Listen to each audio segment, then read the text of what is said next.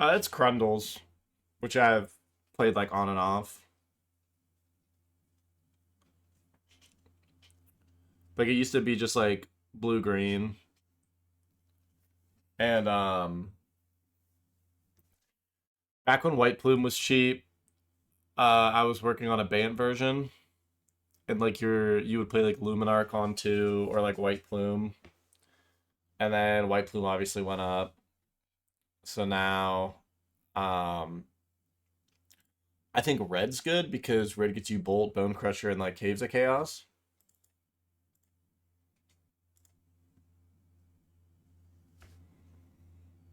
But I played this for a Sunday event a few months ago.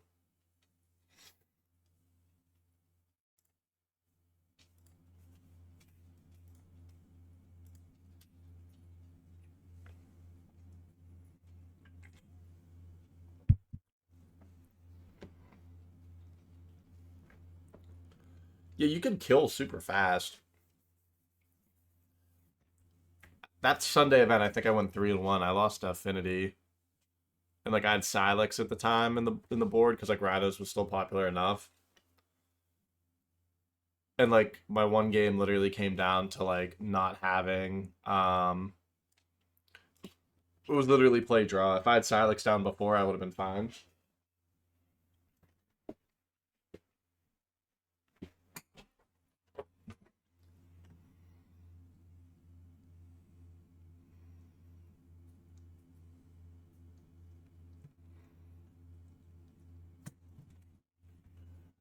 Oh,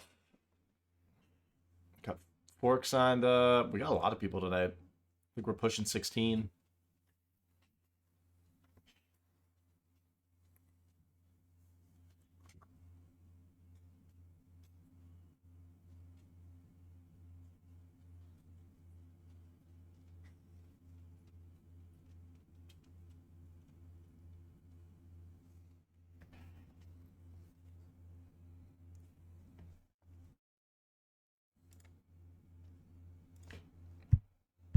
Actually, I can check in standings.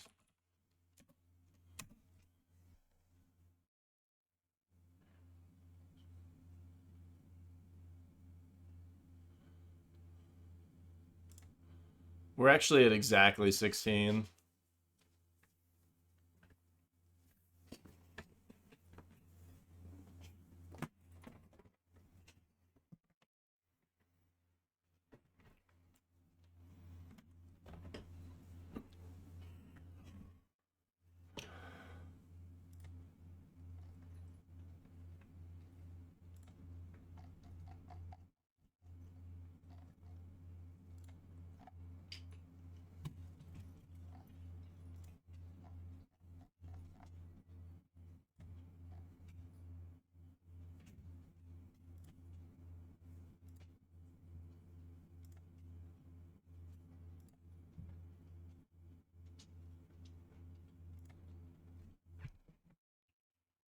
We got 4 minutes until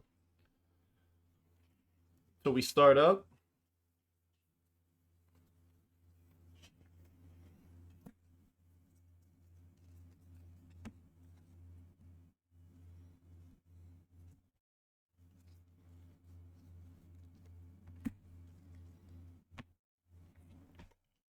My desk is atrocious because I had a huge order of cards come in.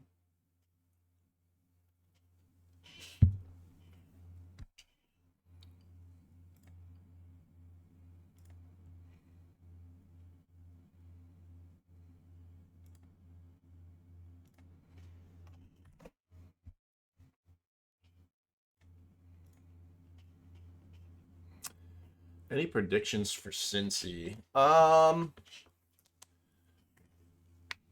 think I think Heidel will top 8 with Mir. I think there'll be a post player in top 8. I think there'll be 2 burn players in top 16. Uh Nadu is either going to do really well or everyone will be super prepared for it. I think there may be a. I don't know how to feel about blue white control. I think if the blue white player can avoid post, I think blue white can top eight. I think the tough part is like a lot of. I think there's a lot of decks that. Well, actually, let me rephrase this. I think there's a lot of players, especially because it's like 1Ks and 3Ks. And I think people may change their decisions between Friday and Saturday for the 3K.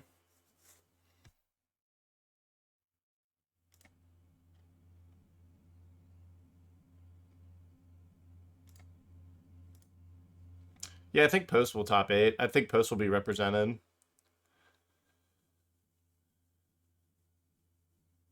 Like, I think that we always see at like the paper events, it's like Affinity sees play, Thopter Sword sees play, Post sees play. Those are like all like heavily represented paper decks. I think that will stay consistent. I think that'll stay consistent with Cincy. Yeah, I think Nadu, like, I don't think Nadu's like unplayable now because of the pricing, but like, yeah, now you gotta like change up your list. Yeah, the DC changes are why I have all of these standard cards.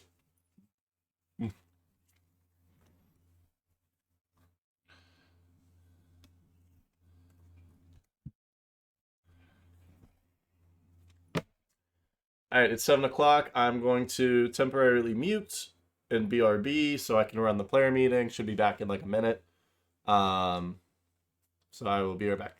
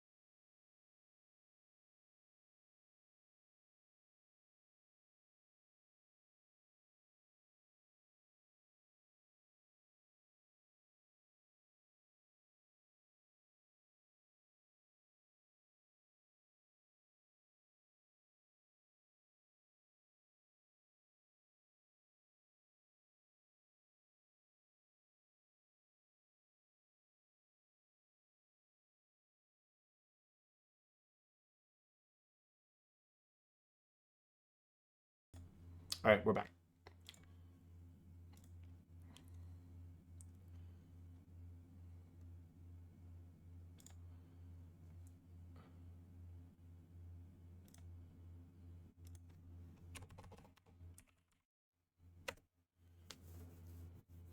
So we had a player who his MTGO is having an issue, so may not be able to play, but we've already kind of figured that out. This is Vizardrix or Blind Therapy in the Discord. He's probably playing Rakdos Luris.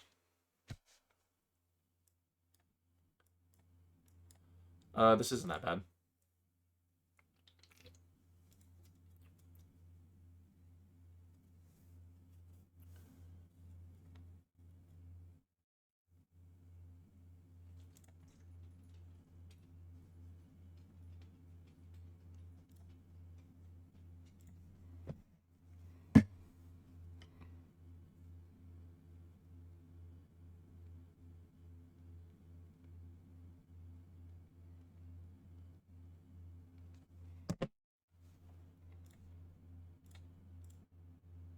The one thing that kind of sucks is our mana base is really, really tough on us right now.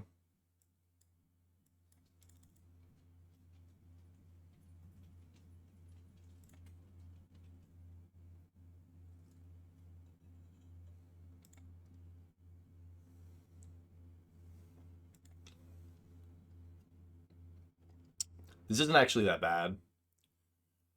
Our biggest fear was like Inquisition on Surrock, because then we would just have like Tam Bolt.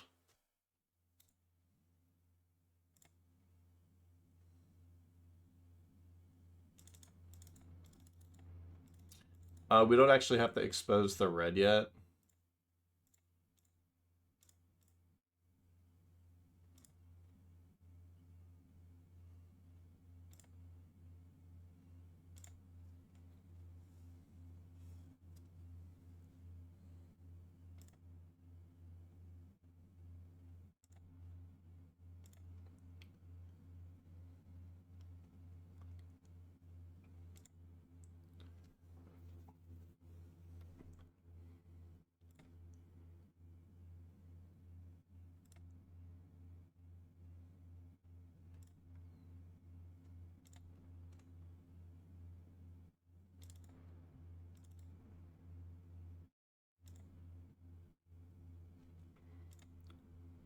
Get the Exalted trigger here. Attack with a 5/4.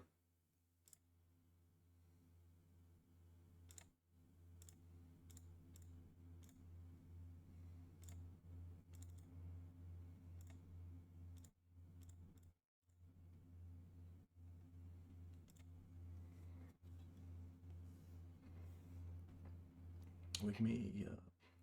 The nice part here too is like if we, so like we could get him here, but then like he's super behind on board. Yeah, and now he sees that we have caves and like Sheevan Reef, so we're in like a pretty decent spot because now we can't get himmed.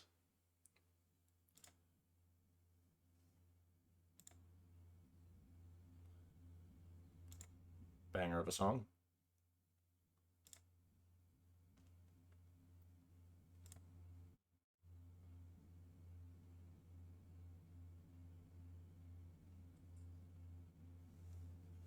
Seen a lot of his baubles early on.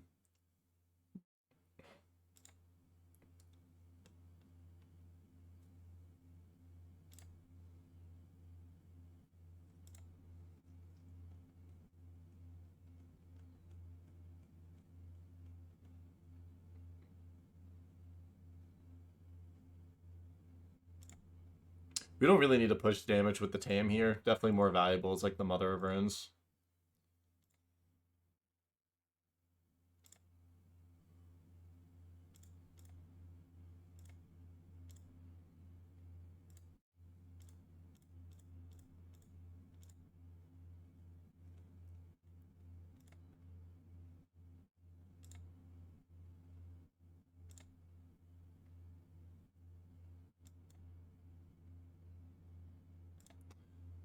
I did forget that last time I played, I was like, oh, I need one of each basic. I was just on green before for the mana dorks, but then it was like way too much to. Right now, yeah, we got it. What do we want here?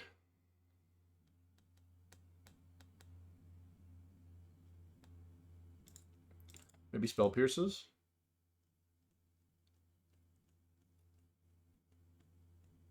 I don't know. I feel like I'd.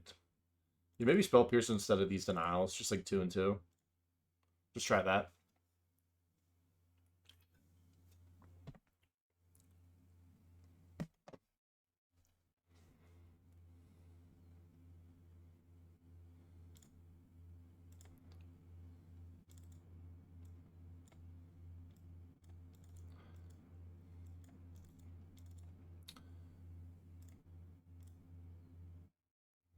It seems a bit tough, but I don't think we can keep it. Too much happens if we get our guy killed or discarded. I mean, all these pain lands.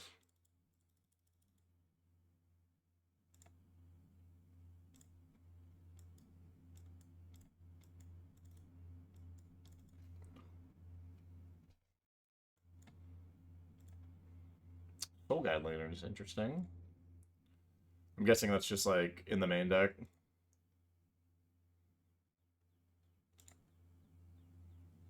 Elf off the top.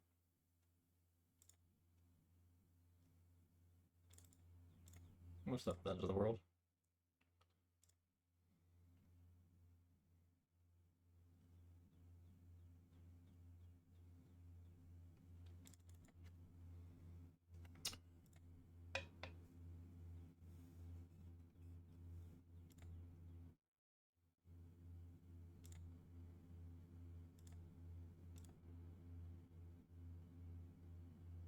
I bet he's short on lands.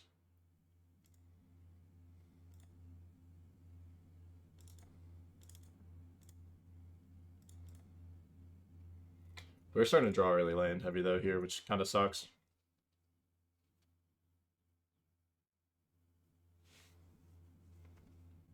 I could bolt here, but yeah, I think it's more impactful if we lose the Krasis.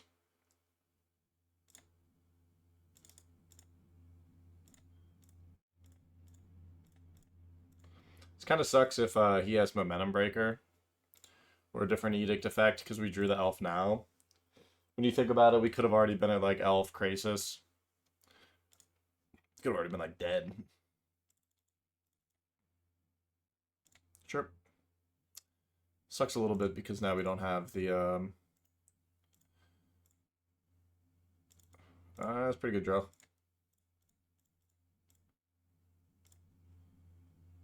Alright, Undermountain's pretty good here.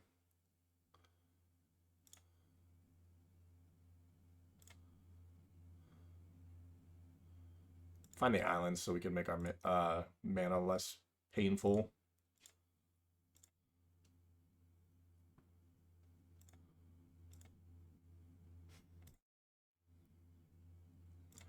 He needs removal for next turn or else he dies. I can't remember the text on Adapt. Oh, that's right.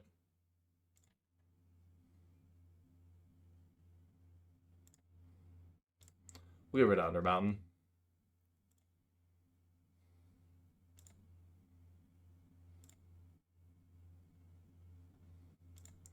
We're gonna Forge here, so it won't be... We won't spend mana to adapt.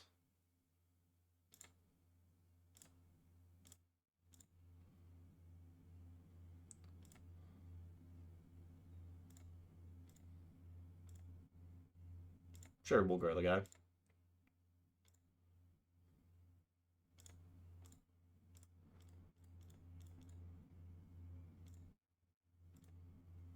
So once again, we have lethal. Him being on 2 lands is pretty rough.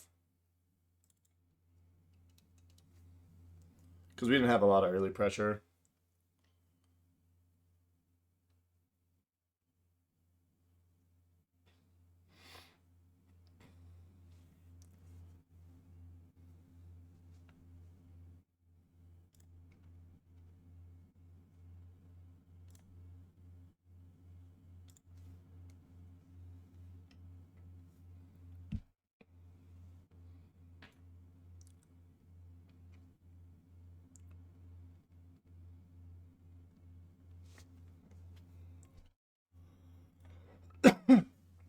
Steal the Fire keeps him in.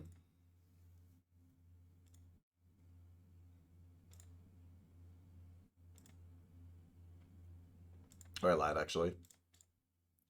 I forgot that we have Trap. Alright, so got there. Where's Corbin at?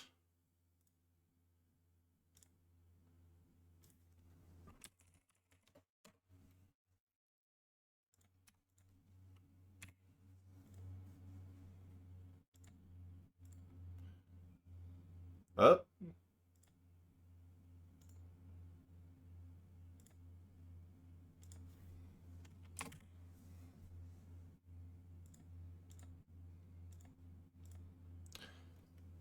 Corbin loses a game. That's a punt. I personally wouldn't have done that.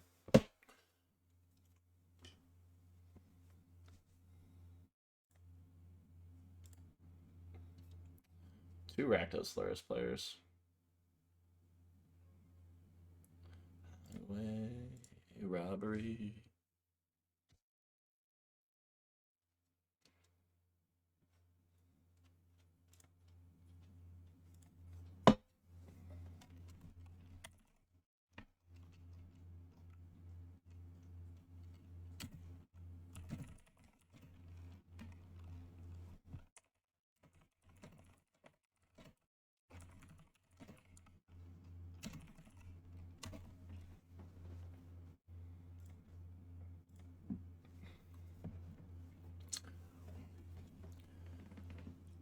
What's going on with the sideboard? And there we go.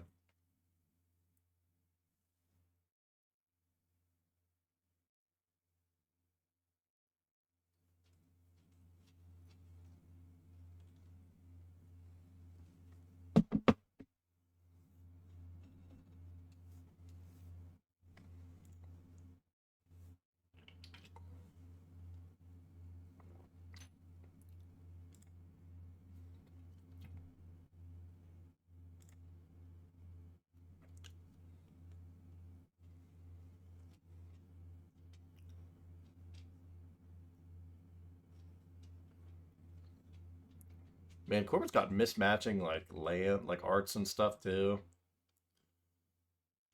Do we think that's a punt?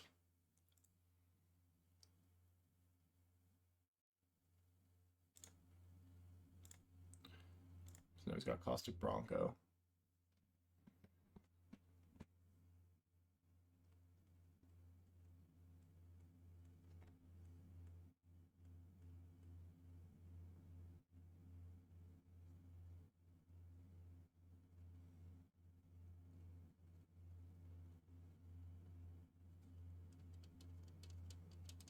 I'd like to see an Eidolon here.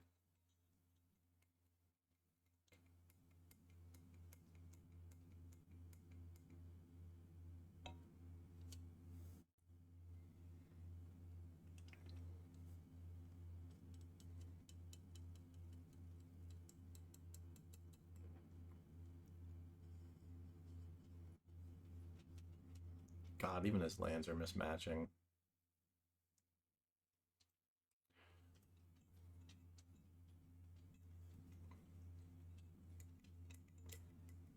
I think Viper's on Ground Rift. Might have to check that out after this. If that's the case, then like I think rounds might go pretty quick tonight. We got 2 Rakdos Luris, at least 1 burn. I'm on Krundles. That'd be a Boros list. Or at least a Ground Rift list, I guess.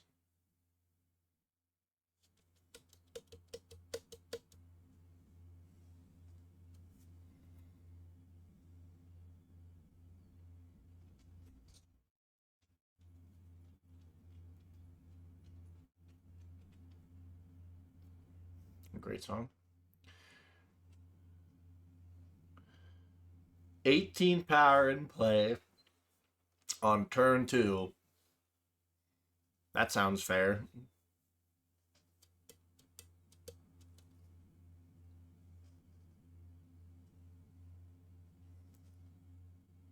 There's the Eidolon. Yeah, I hope he didn't have the Eidolon in play last turn. Or in hand last turn, because Eidolon on that turn would have been really good. Would have had his opponent at 9, and still could have done the Swift Spear like Lava Spike play this turn. He's also telegraphing and doesn't have a bolt or anything, which kind of sucks.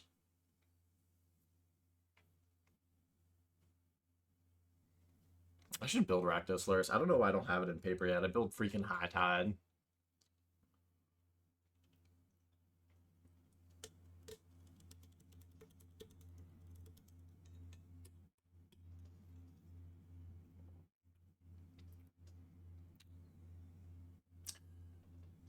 I mean, that's not bad.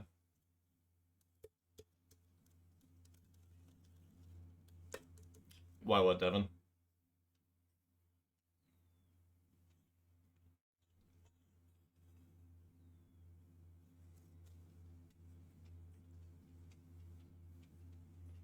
I was trying to build decks that, like, I could loan out. Like, High Tide's a good deck to, like, have for DC. So, like, you could be like, hey, like, try High Tide. I didn't pick up the stuff for it in paper. like the updates. I just didn't want to. But it's like a deck for that.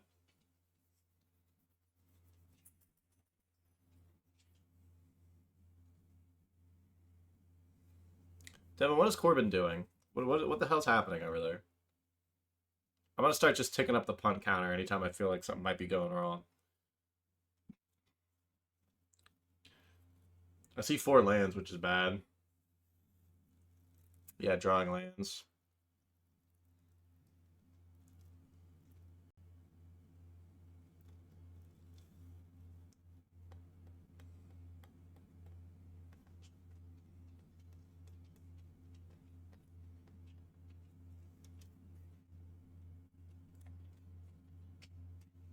Why is it? Why is this in here? He should not have anger in the gods in his 75. Anger of the gods in his 75. This is a perfect example why. Because whatever he boarded out is damage that could have affected the the game differently. Yeah, he should not be playing Anger of the Gods on his sideboard. I'm gonna scope out other games though, because I feel like this one's kind of wrapped up. The Viper game's over. So who else can we check out? Oguthwine is actually we'll come back to this one. There's 3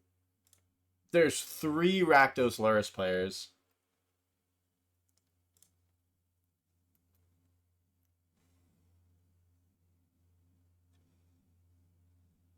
Oh my god, what is happening here?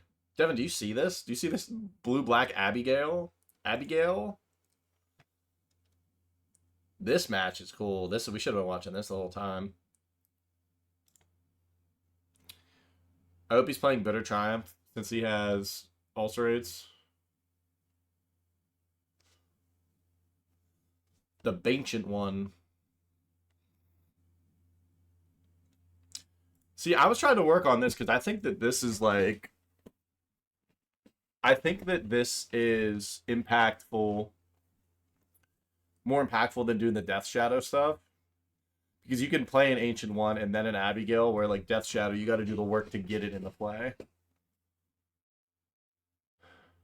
Although the one thing I'm not sure on, if he has like ulcerate and stuff, it seems like he might be playing Shadow, and like this makes Shadow awkward because you're never gonna get him play now.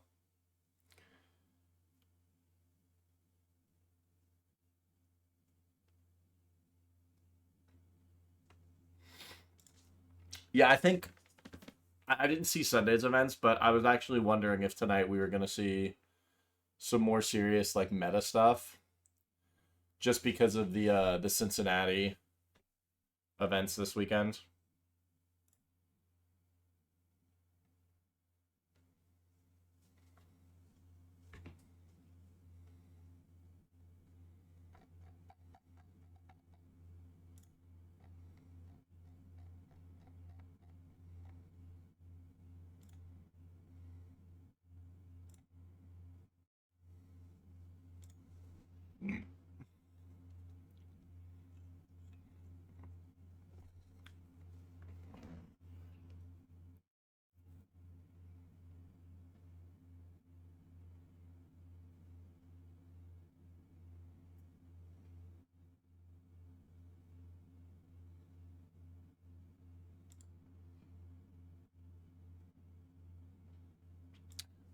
He just yeah, that doesn't work like he wants to. Because this is just like a 3/3 now. It doesn't have Death Touch anymore because it loses it.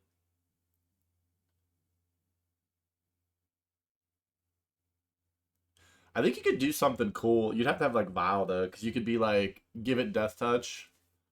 Well, no, you can't because you'd have to do like you'd have to stack the abilities. Man, never mind.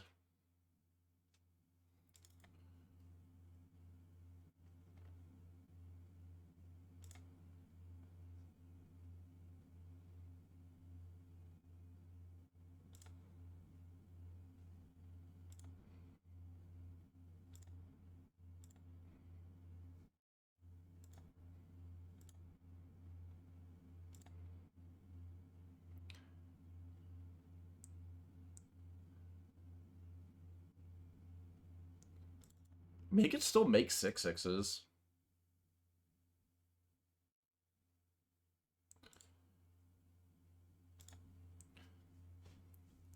No, we're watching somebody else. These are just two people. This guy's deck's cool though. He's Abigail in the Ancient one. I think he wants. Maybe should hit that fame.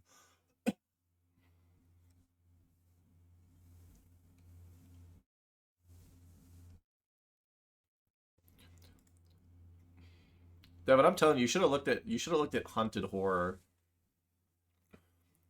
I think Hunted Horror could be like an option.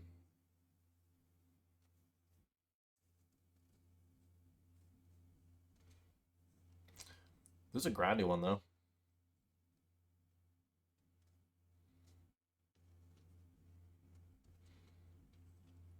Is it worth money?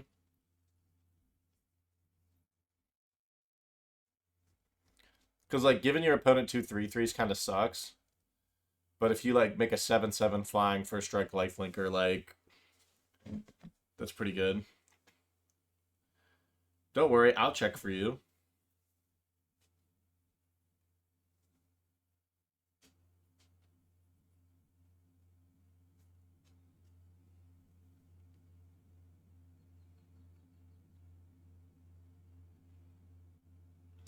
Ooh, Hunter's Horror is like almost $4. Never mind.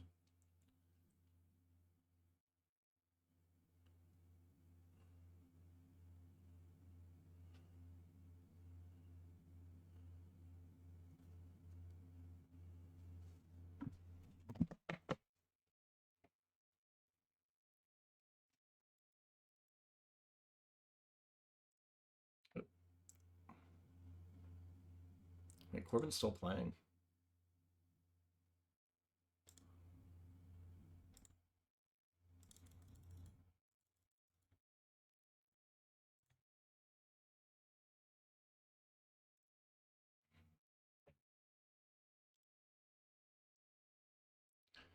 This looks like Mono Black Gak versus the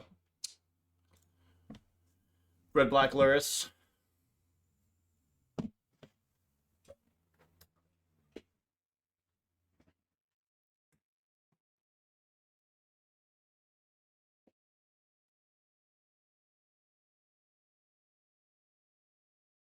Why did that have so many? Oh, Corsi Revenant.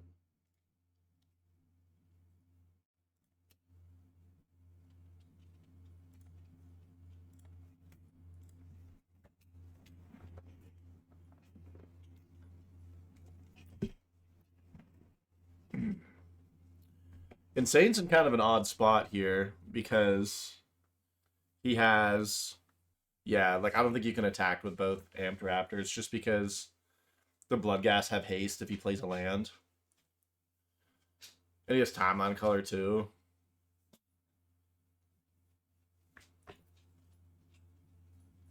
You know, I almost don't hate Surveilling there in the upkeep, right? Because it's instant speed, right? Yeah. Oh no, it's just draw a card, lose a life. Hmm.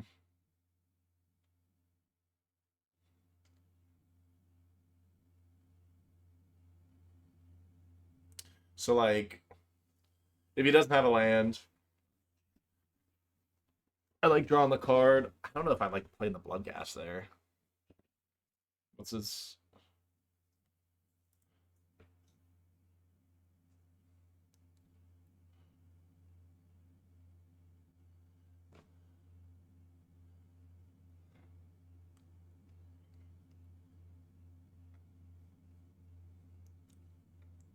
Yeah, now you're in an odd spot.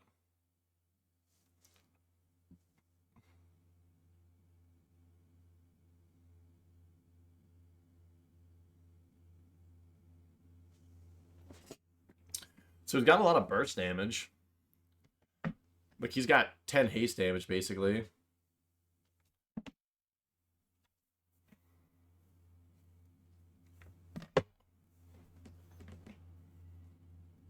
We are not playing Gak. We are watching Gak.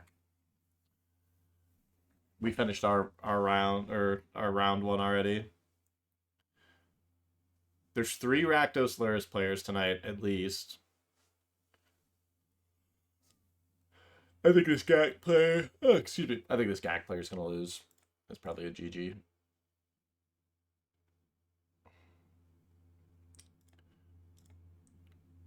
We're playing Krundles. It's just basically like rug aggro. So we have like the initiative creatures. Unruly Krasis, which is where the name Krundle comes from. But we're just like a rug beatdown deck. You just go like elf into 3-drop into 4-drop. Just try to kill him.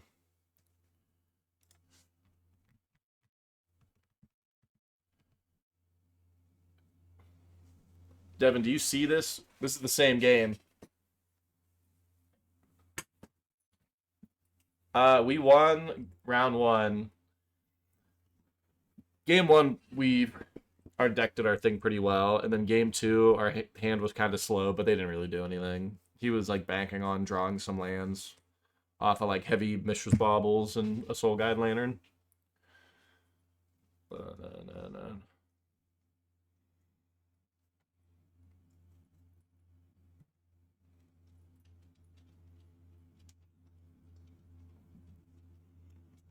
No. I think French Toast is going to lose here. He was like so ahead.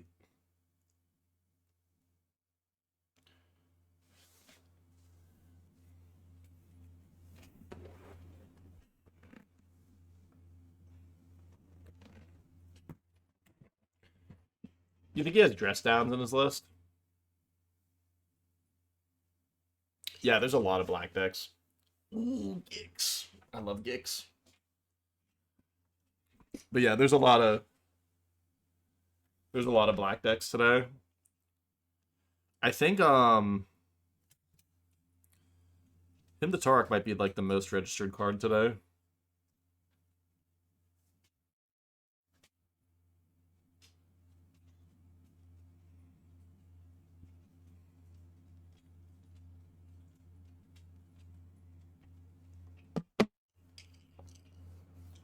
The thing is, I haven't really seen anything else that like. Oh yeah. Yeah, Toast's gonna lose that one. Pop back to this one. Looks like they're going into game 3, I would imagine.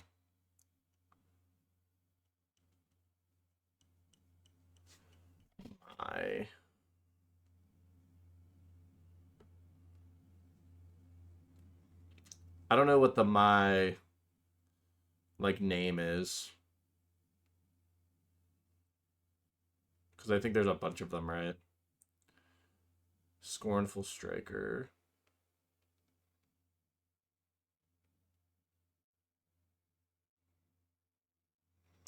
She's a $120. I think that's like kind of close to where she's been at. She's been like 1 to 2, right?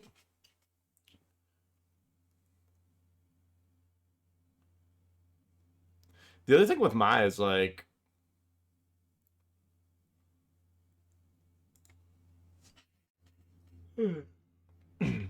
like is Mai that good right now?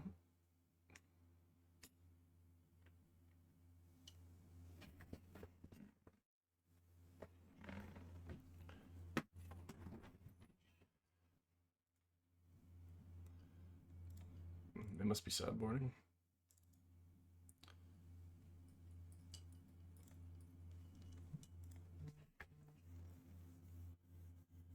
Yeah, like I don't like I like Mai versus like High Tide, but like I think if you're like the Suicide Blacklist, she's probably good.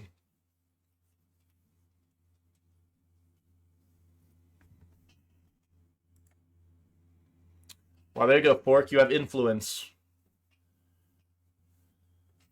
Mueller said, I learned it by watching you.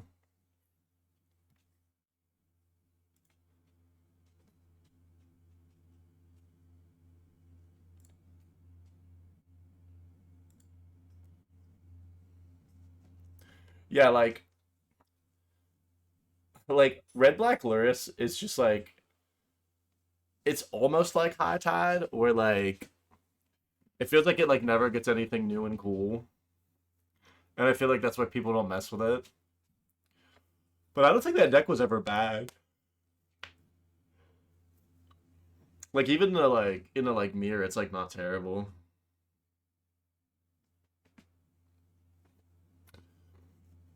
Yeah, like the Sheevan Harvest stuff. I have what I have like two Sheevan Harvests and like Zombardment sideboard. Being able to deal with like a Grave Crawler is pretty gross.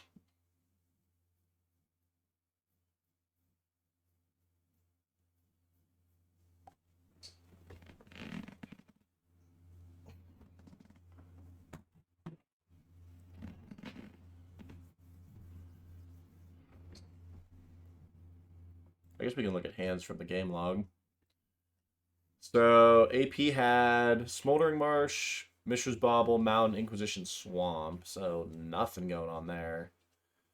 And then Guthwine had Swamp, Souls, Gnawing, Inquisition, Corsi Revenant. This has to be game 3 though. The amount of time they have left on the clock.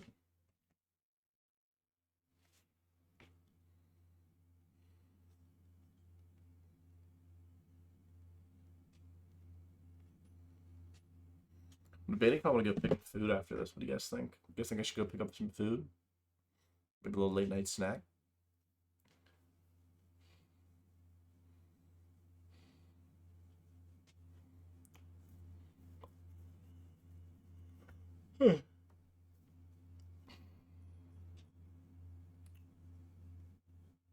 Good heads up play. Not playing your land until you mill to get your blood gas trigger.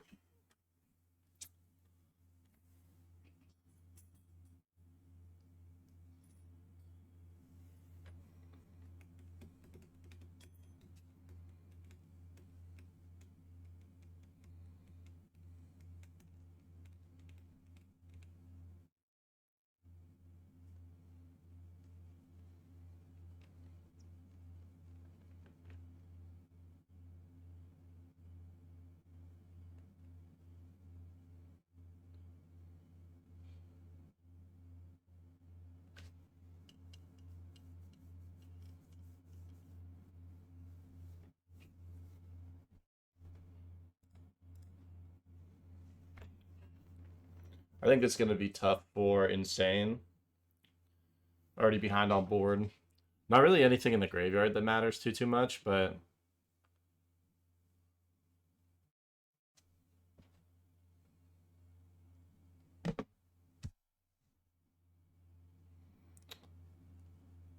yeah, so he's got 3 lands in hand.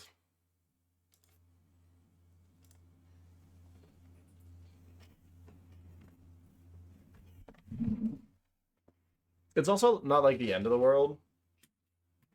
Because worst comes to worst, he just like he goes land here, passes. Like he doesn't have anything. And the next turn he could go Luris. Like buy Luris. It's not like he's gonna be like so far behind with the 2-1 in the rat.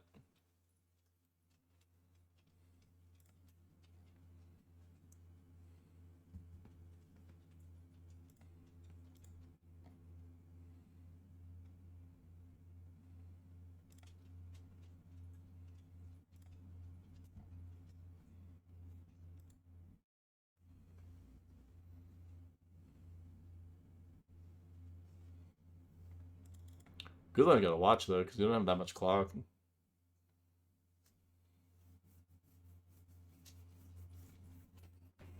Ugh.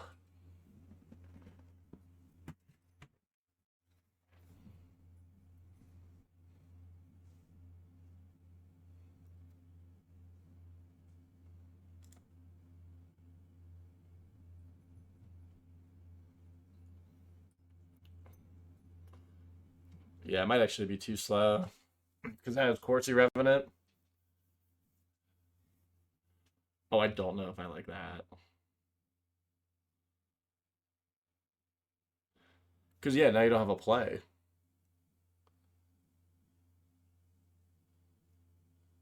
Because what you could have done is like went Like pick up Luris that turn. Smallpox doesn't make sense to do right there. And they can go land Inquisition, take their Smallpox, play your Luris. You're still not in the best spot, but you can at least set yourself up to start Lurising. Non-verb and not attacking there seems kind of weird. Oh, he's trying to hopefully hit a Hogak. That does make sense.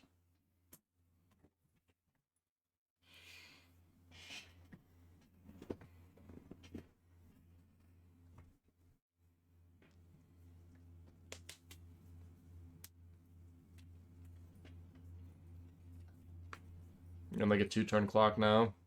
You could pick up Luris, but then you go to 5. You can play your Luris. Maybe get back Bobble or something. After your opponent still gets a whole other turn.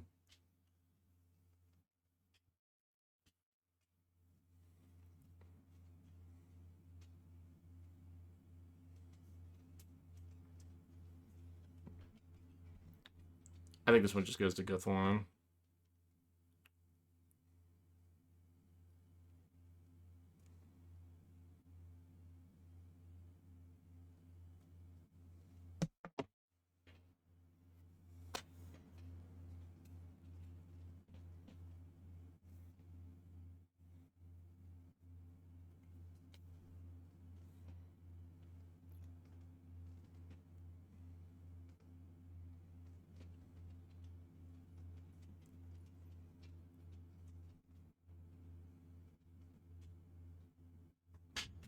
Bloodtithe Harvester isn't terrible here, but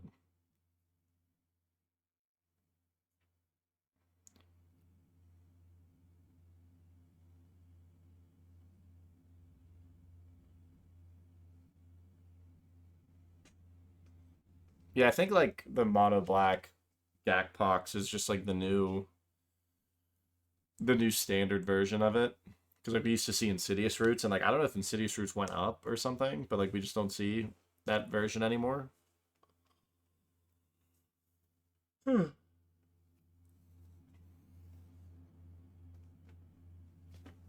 love the Huskburster Swarm though sideboard pivot.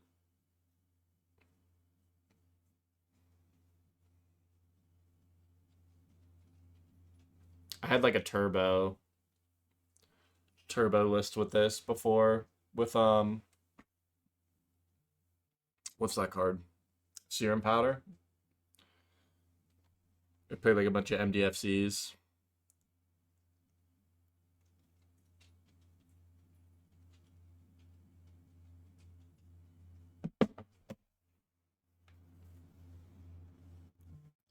It's definitely really good. I think its biggest issue is like you don't get therapy anymore. I have an eyelash in my eye. You don't get therapy anymore, so like your unfair matches are a lot harder. Like you really have to bank on like Inquisition and the Smallpox, which is probably not ideal. Him, baby. I'm him.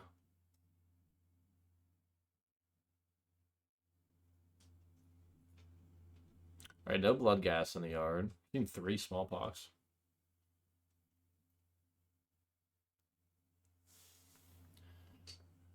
Yeah, I'm not really upset to see Oops go personally because I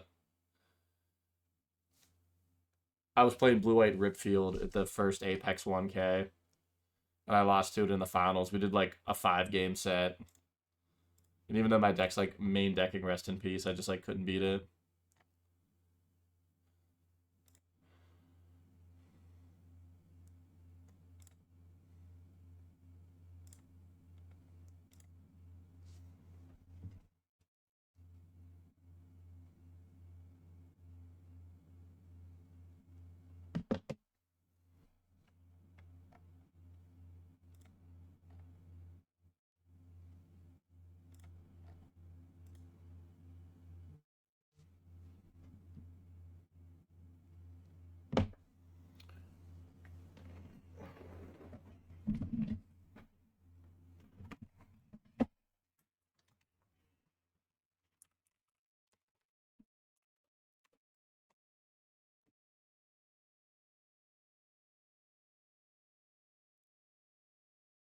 Just waiting on the one guy to report.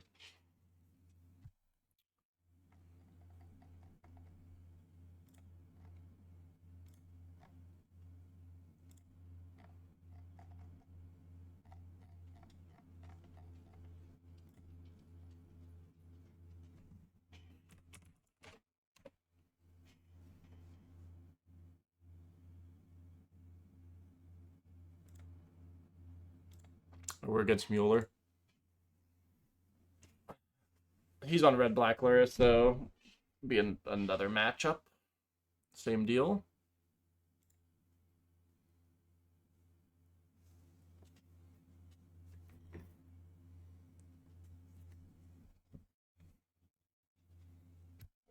Tell you so you know. Here I go. Red black Luris. Oh, on the play? Inshallah, I will have a dork.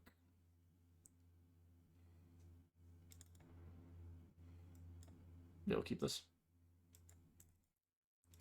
Have a 2-drop just in case our dork does get killed, which is good.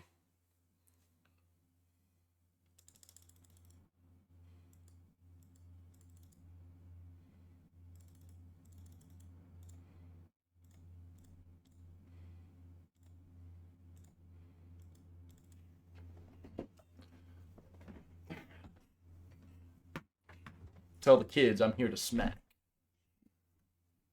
Do it. Shoot our guy. Yep.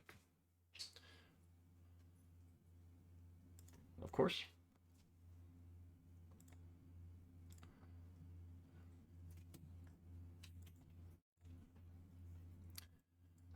We could play this Hierarch, but I think I just want to leave up 2 mana for Boat Crusher. Shoot an Ampharaptor. Bronco, maybe. Amulet's fine.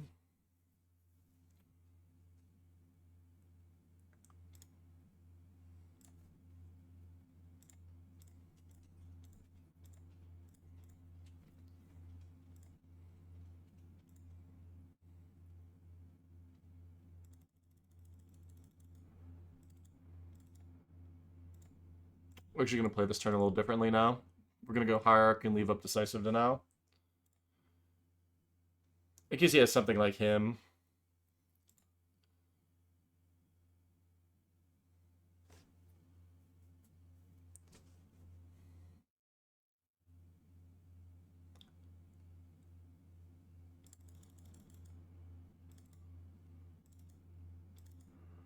That's fine.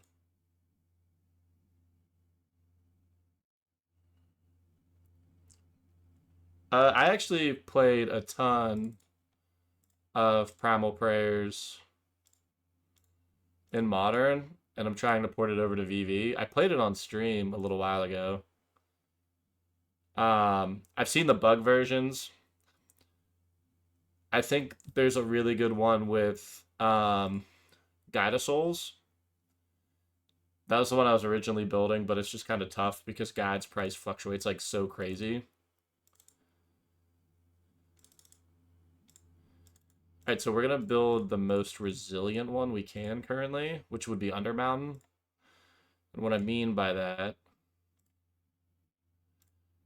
is he needs specifically Galvanic or Breaker, which can't be Galvanic anymore, to hit Undermountain. So next turn, if we put 2 counters on it, we're in like a really good spot. Plus it having Vigilance will be a lot harder to take the initiative from us.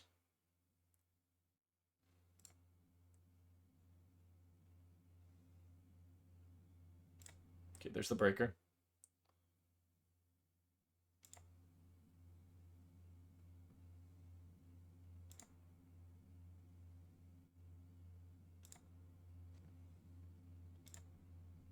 We're actually going to go Lost Well. Just because I don't think we have like quite the pressure right now.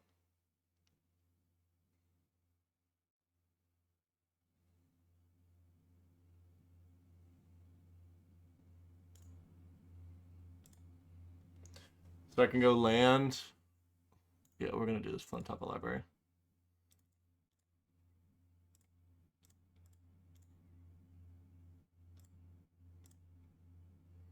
Because now this should take us to stash. We get a treasure token, so now we have decisive denial.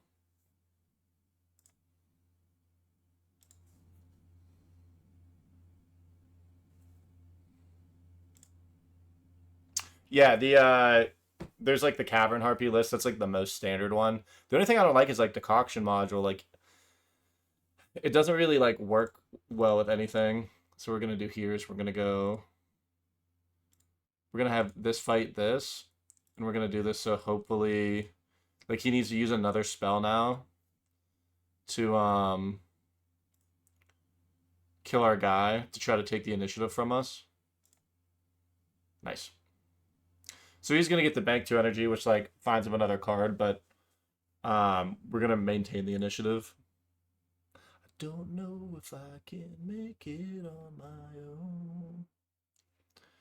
We are behind on resources though, which kind of sucks. Yep. Dude's drawing like crazy heavy.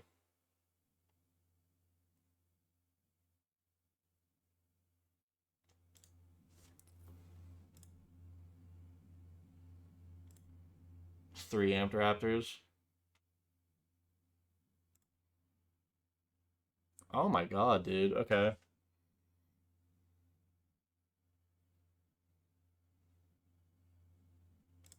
Pretty absurd draws. Not gonna lie.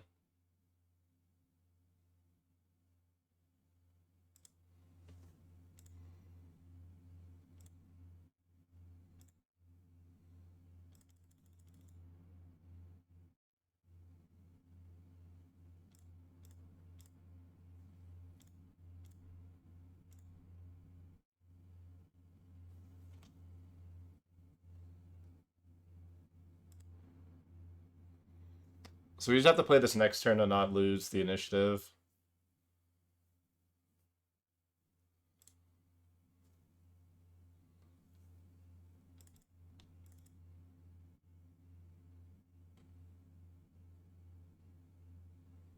Picking up layers. This is picking up layers. This is an odd.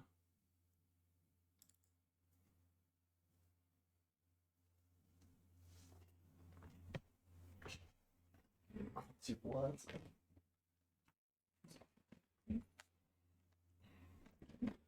Guys just drawing all the hotness, huh?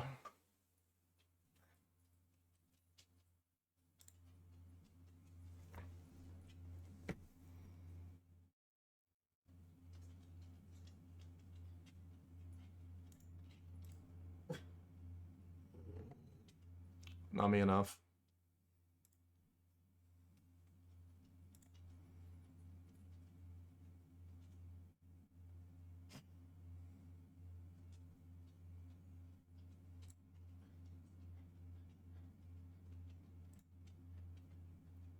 Okay, alright. I'm good. That's absurd. We're gonna do the same game plan we did last time.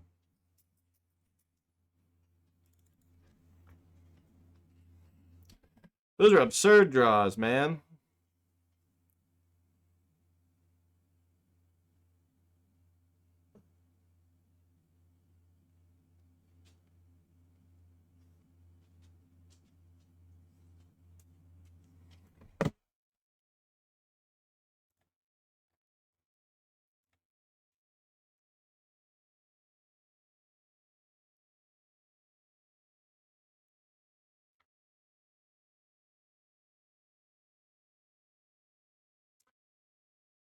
Yeah, we even like had some pretty resilient draws, you know, between the scratch to the decisive denial, like maintaining the initiative.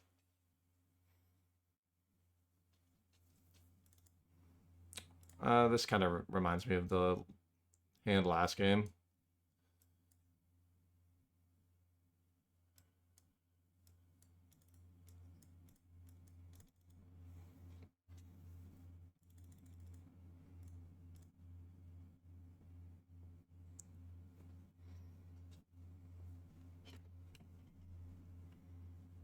Yeah, and he had the breaker too, which kind of sucks for like the Undermountain. I forgot about that.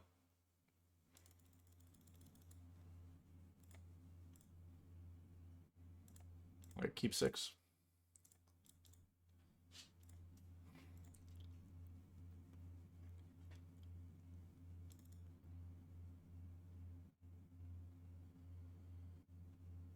Sure. So he's gonna take our Bone Crusher.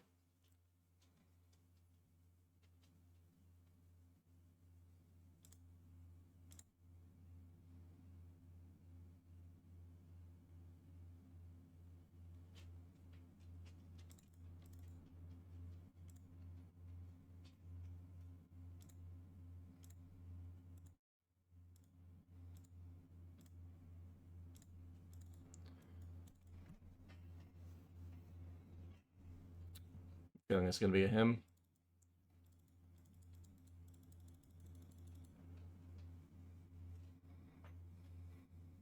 All right, we want this to be Bolt and a initiative creature.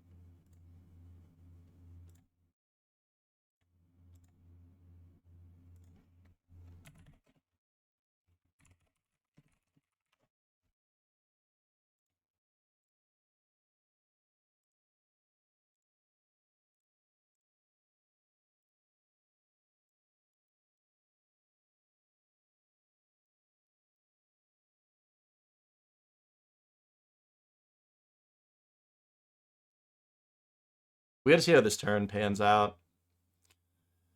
I'm still thinking about forging on Ignoble, assuming both our guys live. Because we have Bolt to clean up a blocker next turn. We don't really have anything else going on.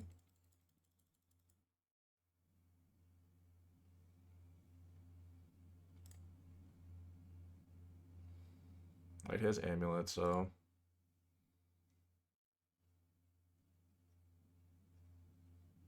Sure.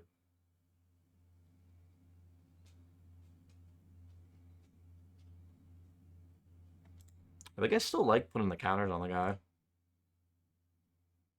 Because we could pick up Giganta also. He's tapped out, so we'll just go for it. It's not bad, though.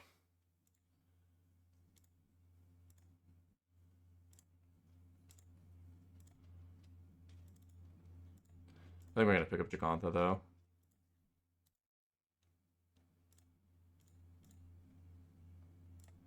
I'm going to fade Spell Pierce.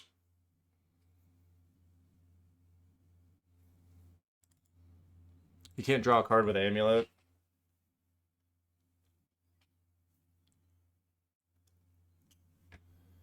Jeez, man.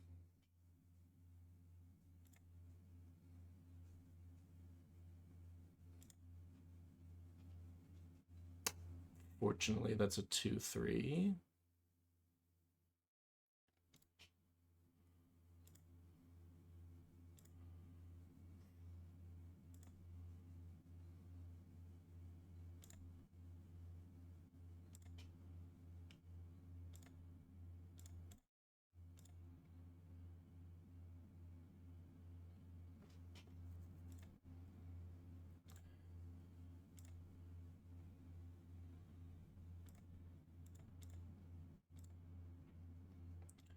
I mean, we're still just beating. We have Lair now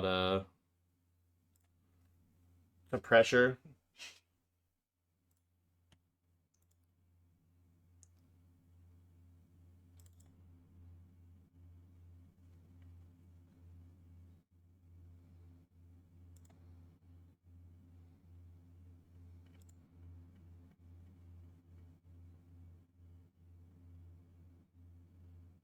We'll just see what happens here, but I think we just want to bolt the Blood Tithe.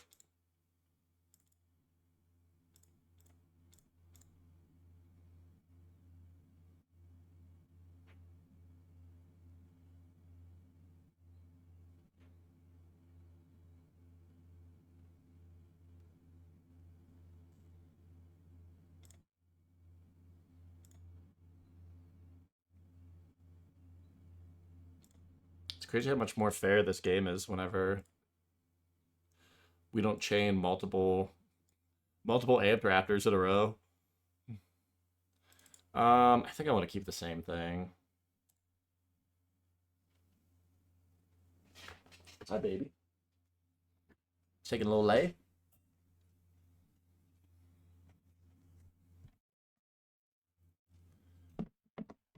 Ugh. My Izzy ran out. Now we're on the water.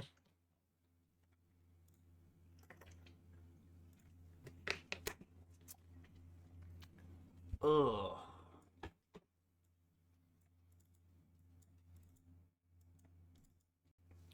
This hand's not bad. It's just like we're really banking on finding something between A to B.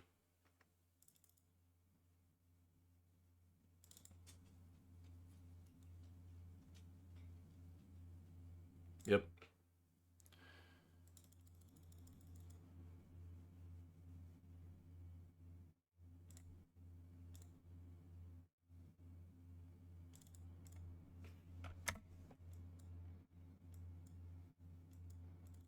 He doesn't know we have a Copperline Gorge. No him's good for us. Oh, don't want to speak too soon.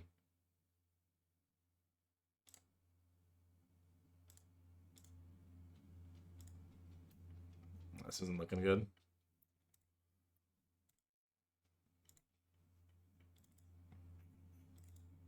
That's not bad.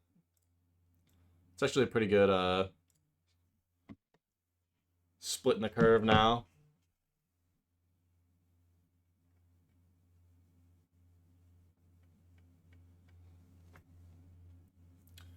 The nice thing about Bone Crusher is it also outsizes the Amped Raptor.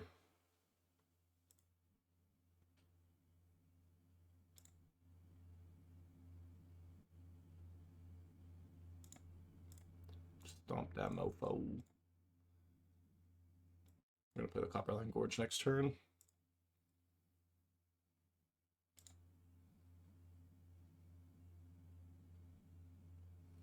I really liked Bone Crushers in this deck. A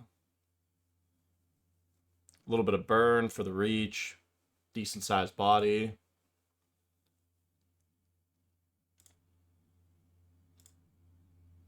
Sometimes it just feels better to give in.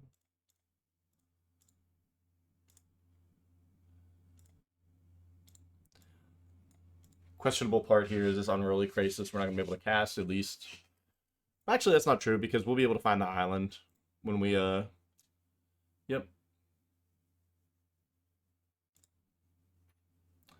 This is where the tricky part's going to be, though, is like, we're going to take 5 here, go to 13, we'll play the Undermountain to find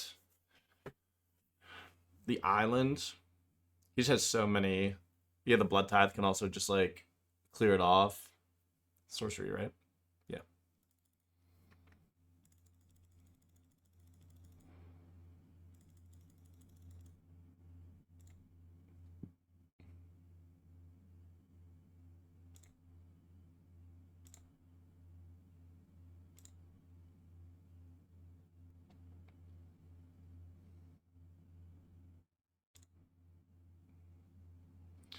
Taking Crisis isn't the end of the world. At least currently.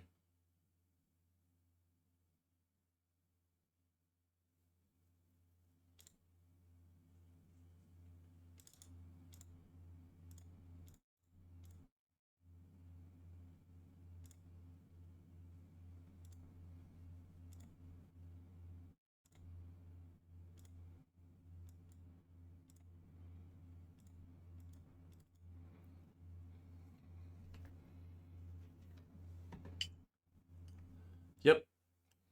So he's going to take the initiative, which, as of right now, is okay. If we lose the Undermountain in hand, then it's pretty bad.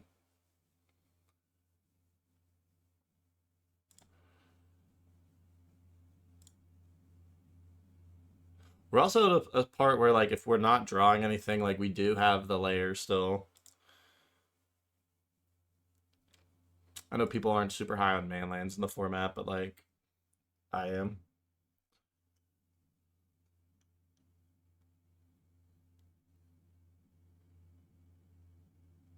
because of him.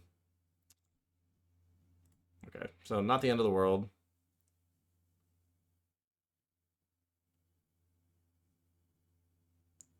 We probably will be defensive, though, with our Undercity. Oh, we lost our island, too. Shit.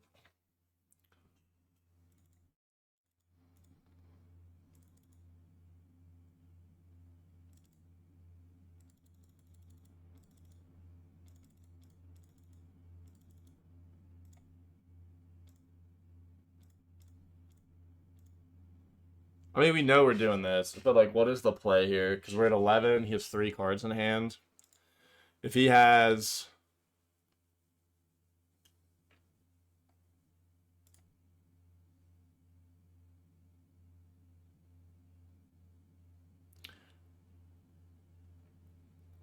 I think we need to grow the Undermountain, because if we make it a 5/6, then he needs an extra energy to... Like he can't just Galv it. Like, we're going to Forge.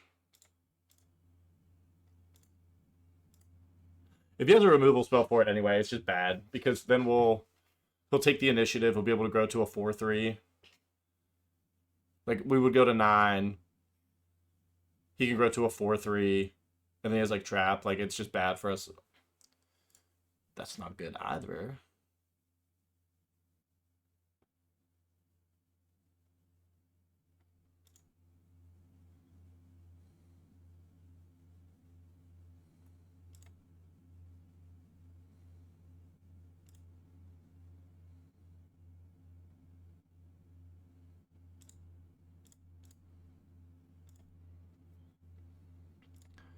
This actually isn't that bad, because we're clearing the Amped Raptor, which is, like, the most threatening card.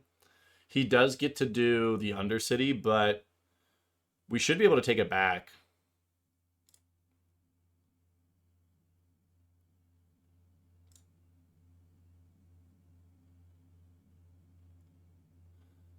And even if we don't draw a blue source for Krasis, we still have Lair as a blocker. Technically... Yeah, because Undermount can dump mana into Lair also. I think we actually pick up Gigant, though. Let's see what we draw first.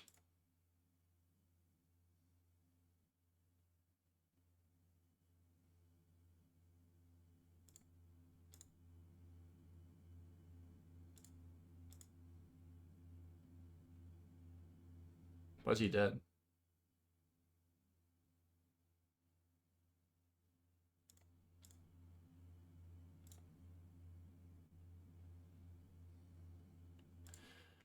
All right, let's think about this. What?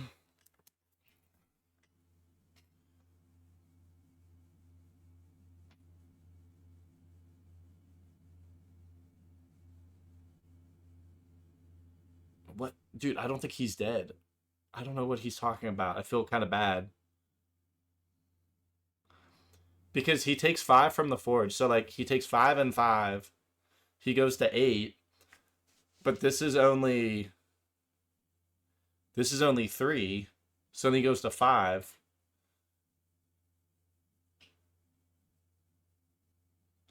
Because, like, I can't dump mana into this.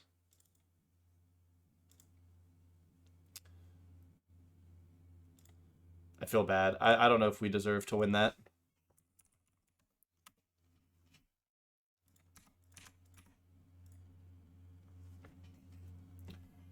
There's a chance that we can still win that game.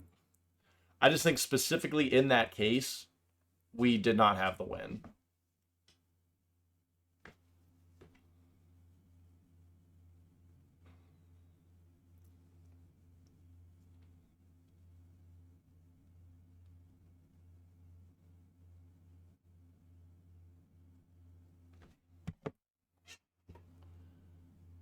Get in there, Corbin.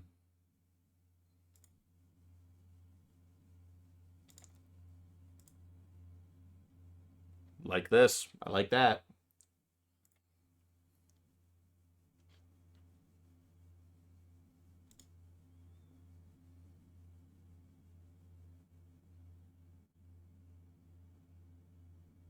This is a world breaker. Oh, sowing Micah spawn.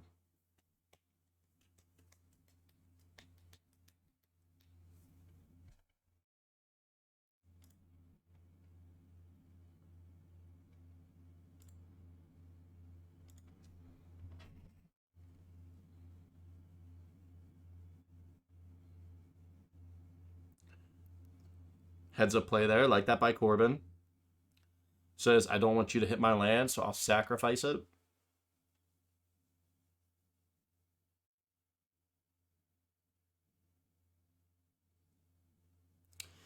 Don't you think for a second that this could be over?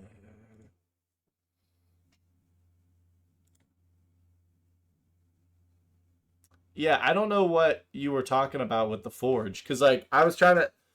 I think I'm still okay there. Because I have Vigilance, I have the Hydra as a potential blocker, and Ignoble. But the most I can do that turn was 13, and you're at 18. So I would have put you at 5.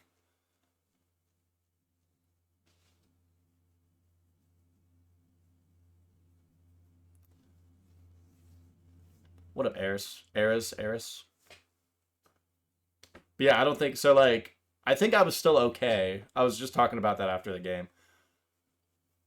I think that I was okay, but it definitely wasn't lethal. Yeah, because you're at 18, and I'm like, okay, I could deal 13 if I just, like, go balls to the wall. But then you probably kill me on the crackback.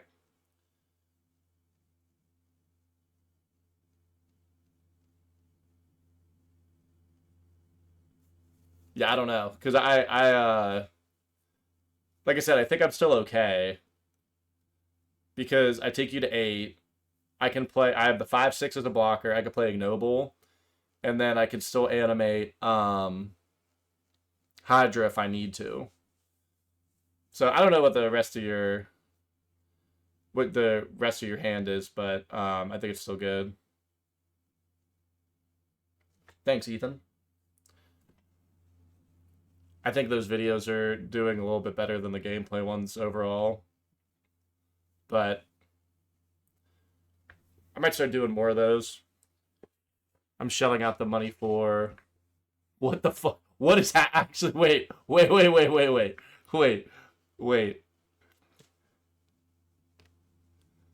What is happening?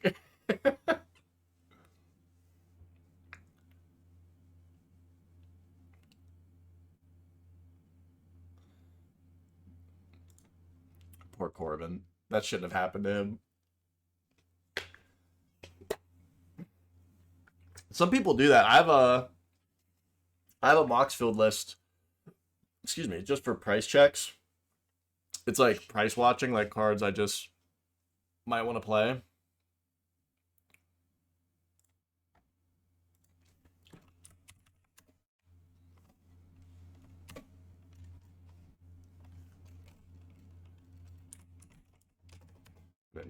I didn't mean to do that. And me versus Karma.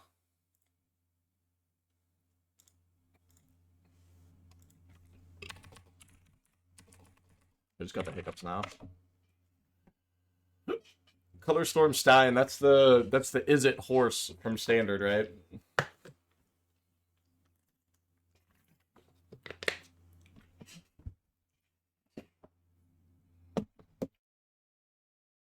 Yeah, I think that card's cool. I think it's cool that, like, that's, like... Yeah. That's the thing, like, with all those cards for me. Is, like... The only time I'm spending 5 mana in VV on spells is if I'm playing, like, Wilderness Wreck.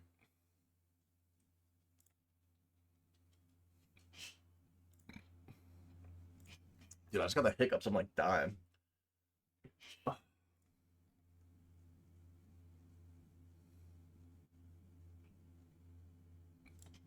Ugh. Where's Karma at? Karma Chameleon. Is everybody else in their games?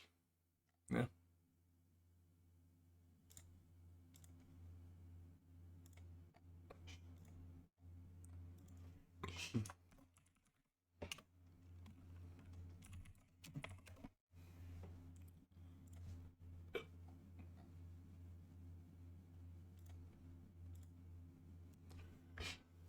Oh, I don't remember what Karma was playing.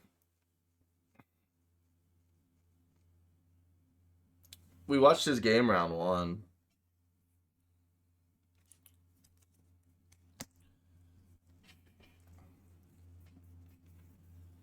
Man, I bought this Pyroclasm. I don't remember what it's for.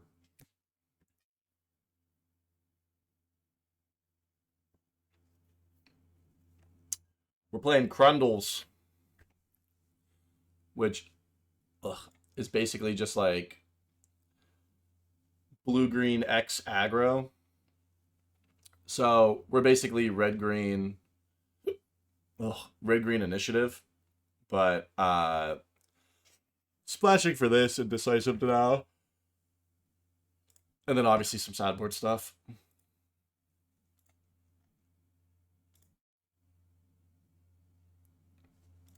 Bro, where's my opponent?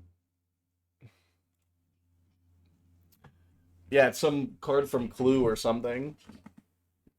Which sucks because it doesn't have a foil. I can't get foils of them. Like, we're foil gooning right now.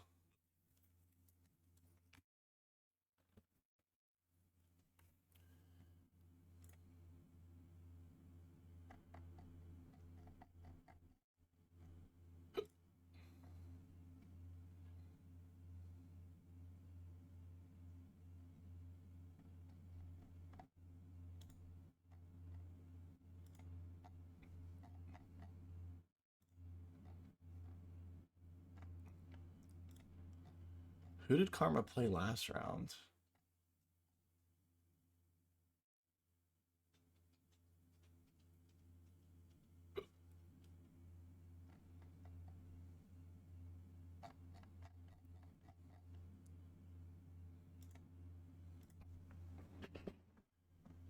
Honestly, a lot of the foils have gotten a lot better. But yeah, some print runs are just really bad.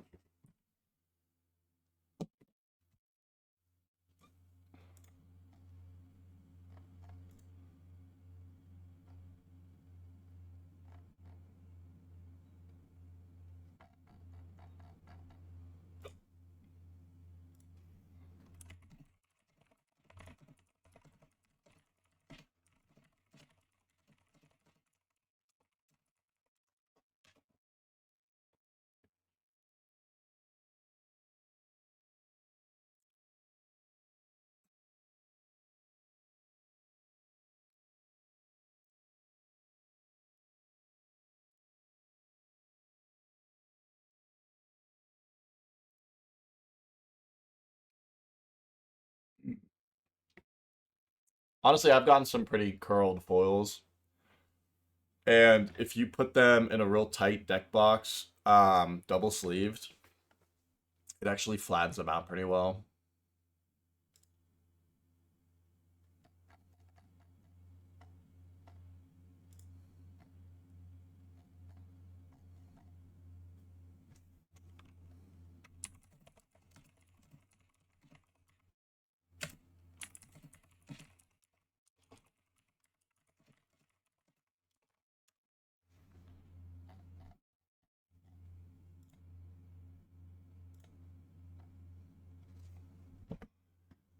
I'm trying to check with the other mods because like it's only been 5 minutes, but like I pinged the guy and he has not responded.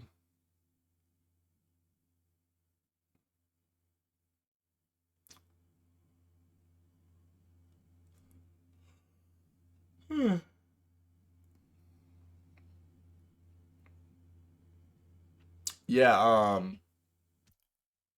I actually had a thing I was doing with cigar humidifier packs and like airlocked Tupperware.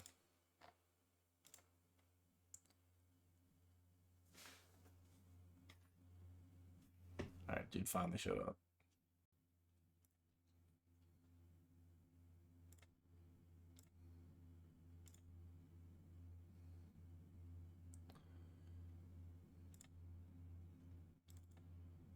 Ugh.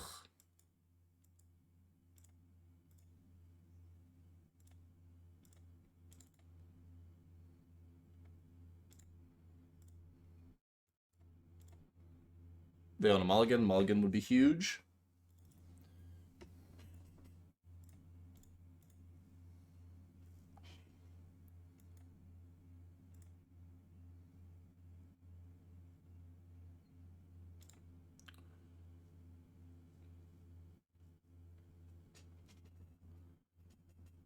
Push, okay. Oh, this was the guy playing demons. We're just gonna do this then to protect from him. Him to Torok, that is, not this guy. Not him.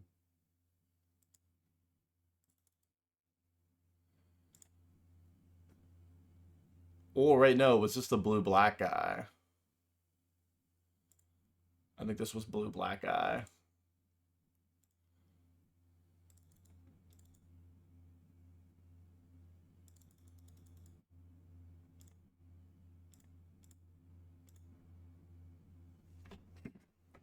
No, there was a guy earlier. So there was a mirror. It wasn't really a mirror match, but there was a match earlier that was um blue black like Abigail with like the ancient one. All right, we don't want this to happen.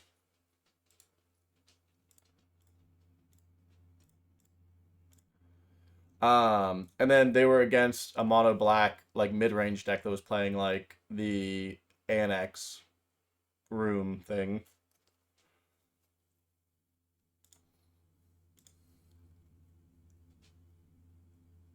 What does this thing do again? Okay. I don't actually hate that much because like I feel like we're gonna be kind of like. Does it care about his life or mine? When your life total, okay.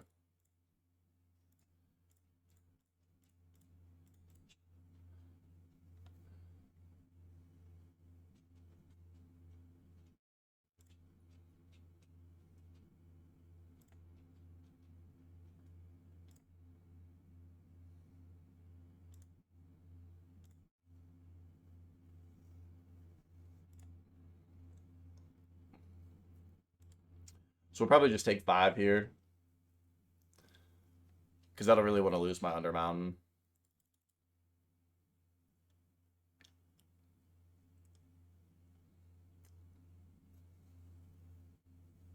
We don't want him to gain life is the thing. That's going to be what makes us lose.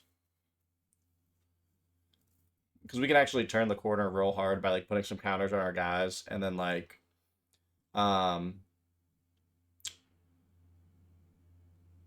like triggering trap. We have like a big layer that we can drop here.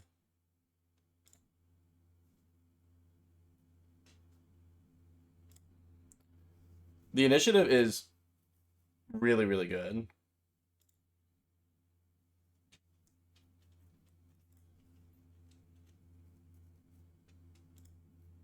Like there's a reason that White Plume's banned in Legacy. It's because if you can do it on like turn 1 or 2, it's really strong. Okay, we love that. Yep.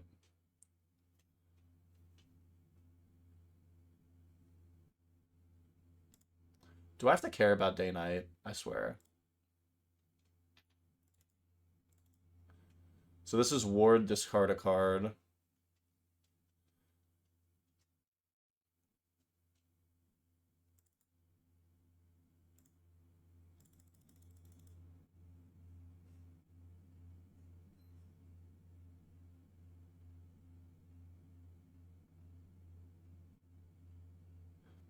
I think we're okay losing our Linamore Elf here.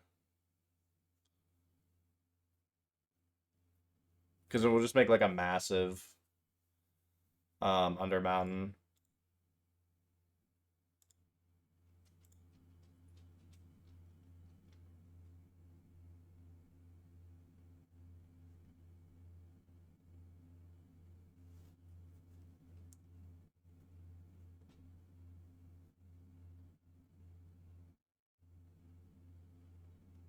So here's the thing. Okay, now that he blocks like this, what we could do...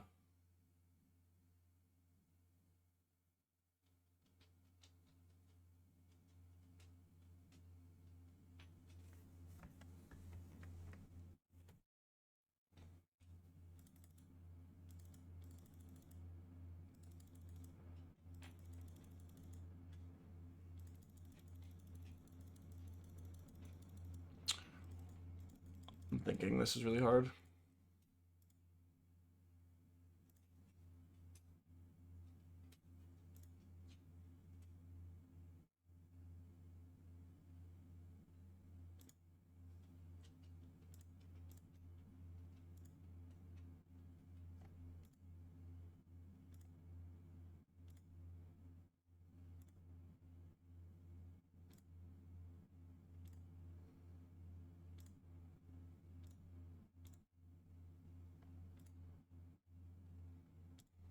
Okay, that's a fine turn.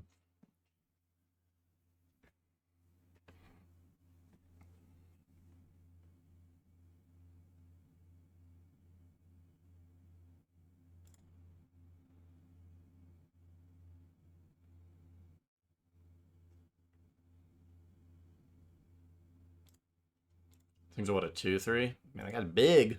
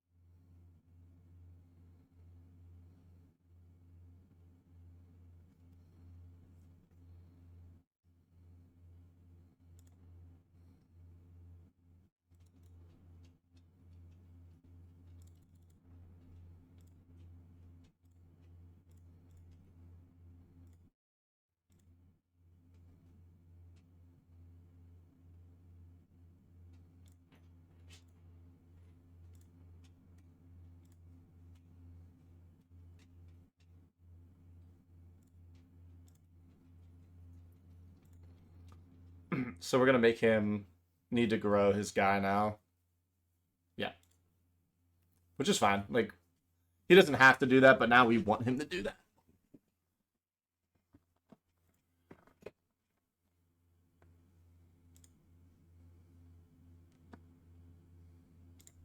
Another one.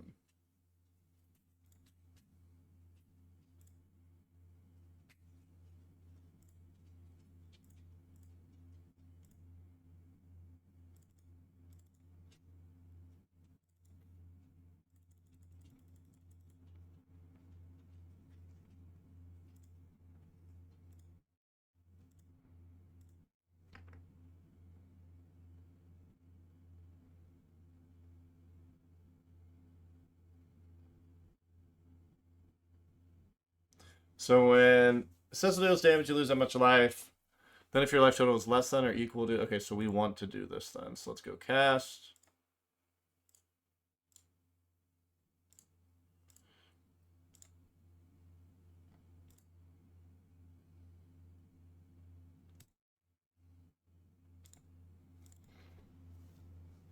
That's like, that like wasn't ideal. I wonder if the better play was pick up Jagantha, leave up fight, but then he gets to do the guy.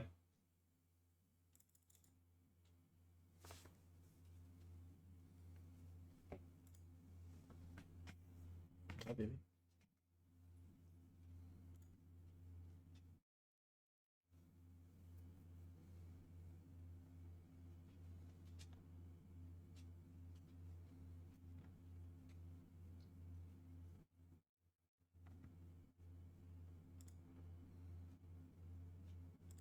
Is this a 6/6 trampler?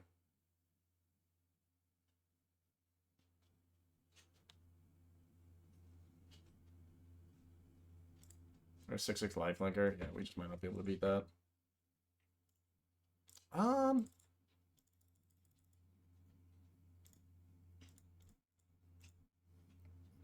Maybe we're not out of it. It's not great, but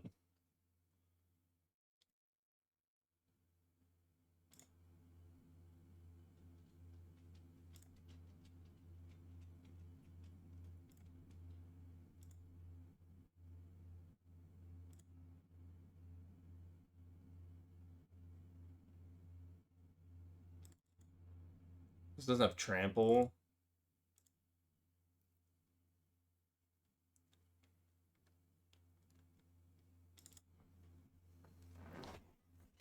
Ugh.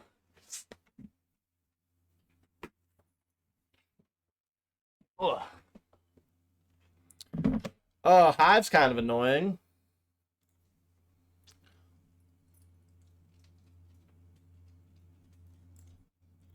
Alright, so we have to block here. Because if we don't, we die.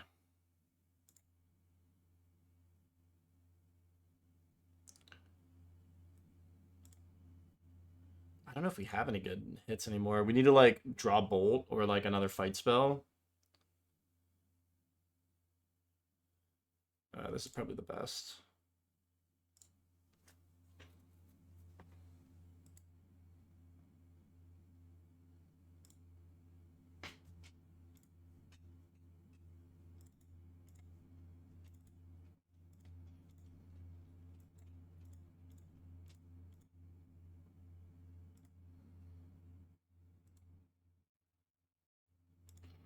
Alright, we gotta pray our opponent doesn't know what their cards do.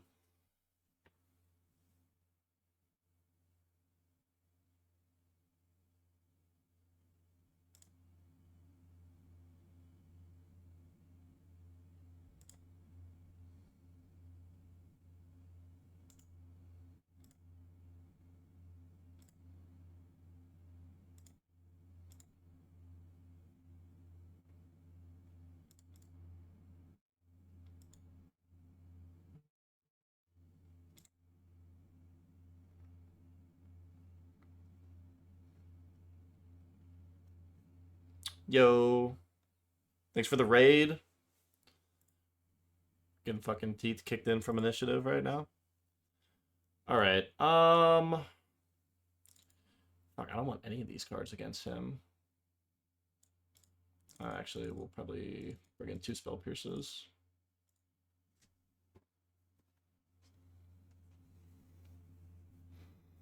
We're 2-0 currently. Just playing against, well, not mono black, but black piles with Inquisition, Hymn the Torok.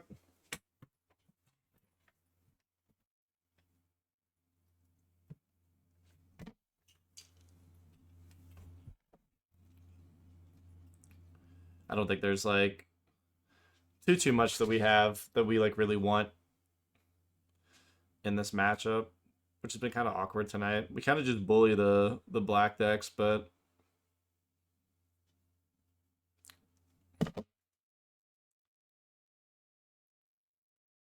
yeah, I almost put Baloth on the board, and then, like, I was thinking about it into round 2 after the second discard deck, and I was like, man, Baloth would have been juicy. This hand's not, like, crazy good, but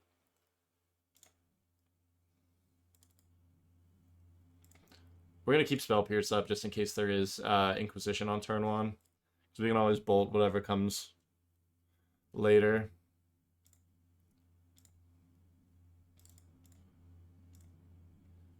Alright, it would be cool if he tried to him us, so that way we could Spell Pierce and then hopefully draw lands.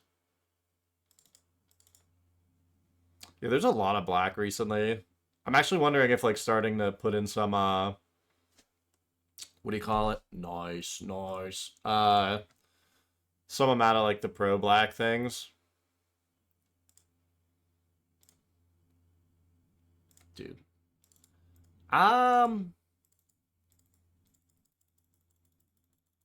Do I want Krasis or Surrock here?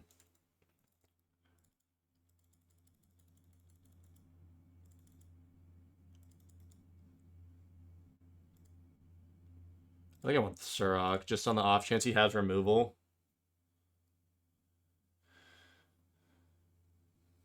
Yeah, him is like one of the. Yeah, like you go Inquisition him the Torok for like your fair black package. It's like the one thing that lets you like kind of keep up with the unfair stuff of the format. Card's good. Am I right to think that Karma was the guy earlier who was playing like Ancient One, like Abigail stuff? Okay, no, he was the Unholy Annex guy. That's right. I thought so. All right, we gotta start pressuring now. Kind of sucks a little bit, but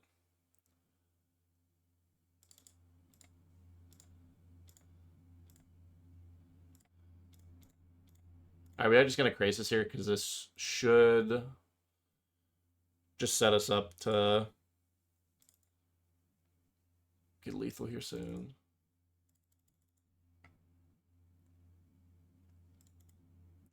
Him kind of sucks. See what he hits. Okay, not the worst. If we get him again, I'm gonna be upset. The hell is this? That thing's got 3 toughness, and I don't know how to read.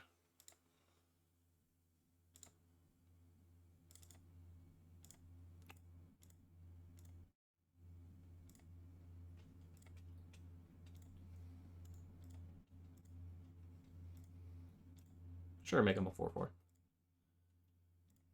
All right, I think we're good on this one.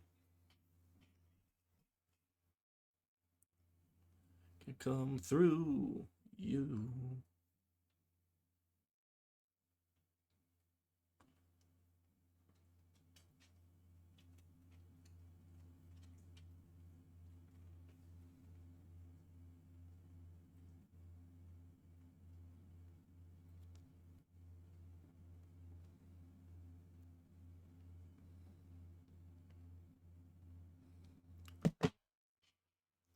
They might just make like a 6/6, but I think we still just. I mean, we'll still just get it if they do.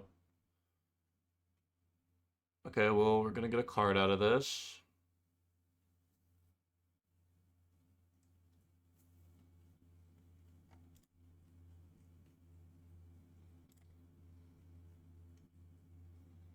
They killed the right one too, because if they leave Crisis alive, then we can just animate Hydra for like 2, and it'll grow. And we still just have lethal.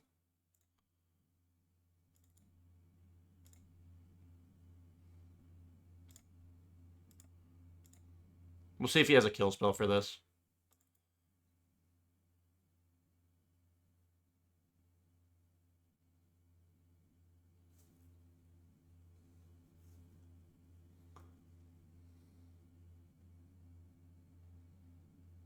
Pretty wild.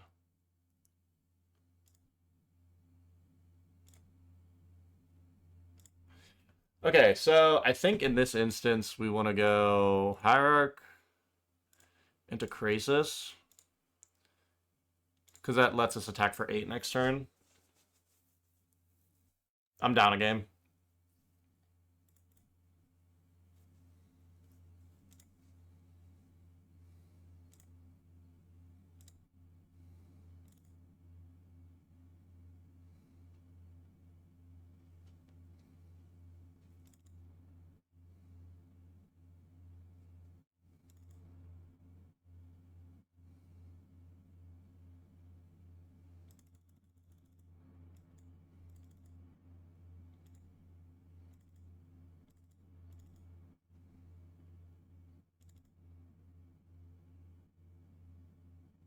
I'm actually going to do something that's going to look a little odd. I think I want to attack with both of these, make them 4/4s. He'll block one of them, and then I can stomp and play the other Hierarch. I'm sure he blocks Krasis.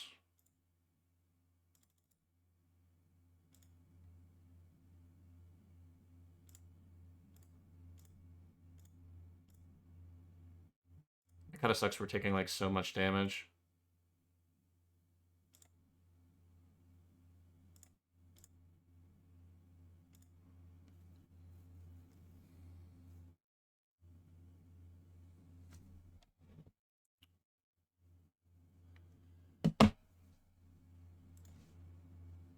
That's tough.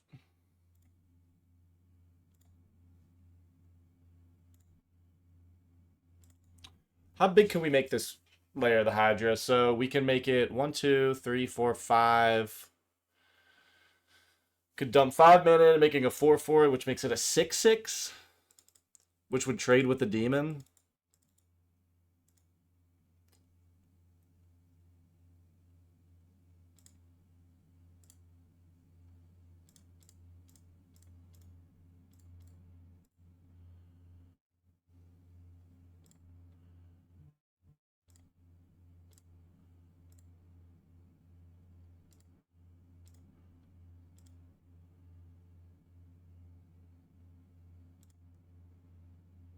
That's not the end of the world.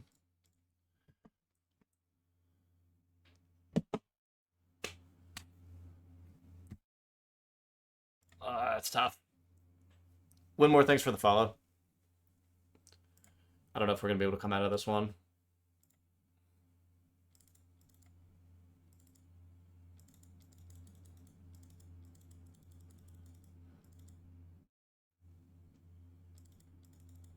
Yeah, dude, I know. I can't even, like, set up the initiative anymore because, like, I'll just lose it.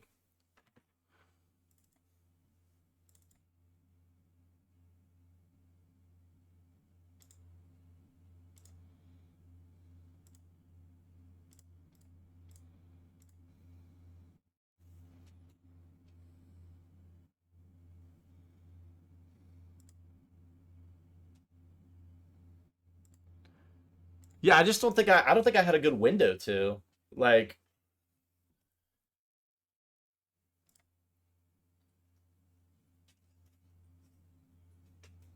I mean, they're not bad. Like, this is pricey, but the rest of the deck is like swamps and just demons. Devin, I don't even know what you're playing. I haven't been able to watch any of your games. Yeah, I mean, this deck is just like Inquisition, like Hymn the Torok, right? What the fuck? What is this?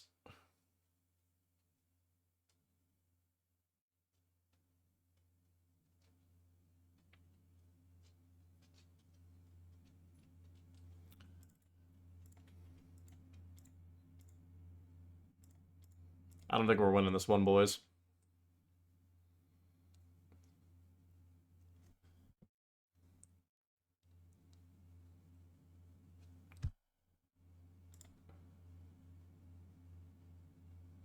Oh my god, and I lose all that life. Okay, no, we did. We did.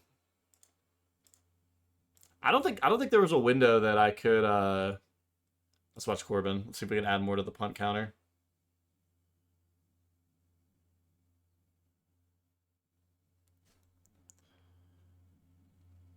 The demon stuff seems like really good when you have time.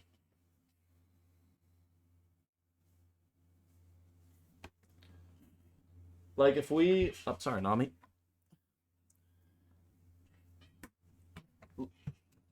Like if we can live to like unlock the room and all that, that's fine.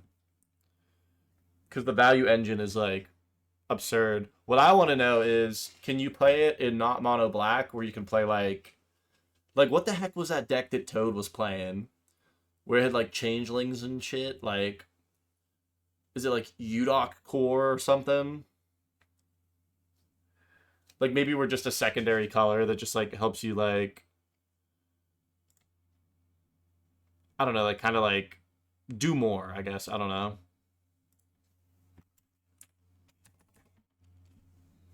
Whoops.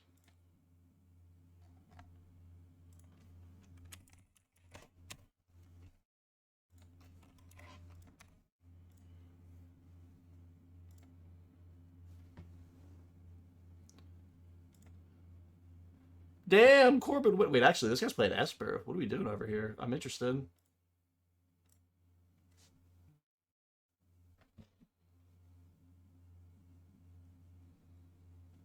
Yeah, like I think that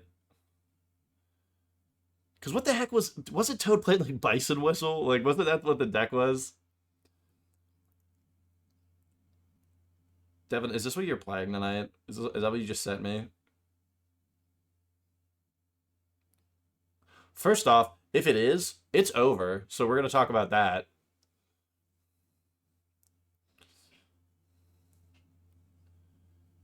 Yeah, I know. I just said that.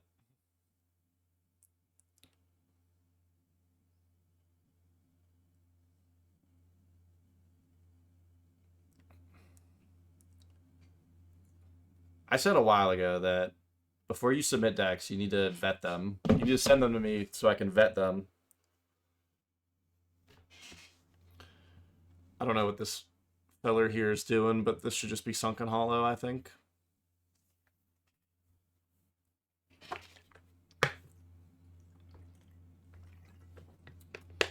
Devin, please get Corbin a set of matching lands. I can't stand to look at all these mismatched lands he has.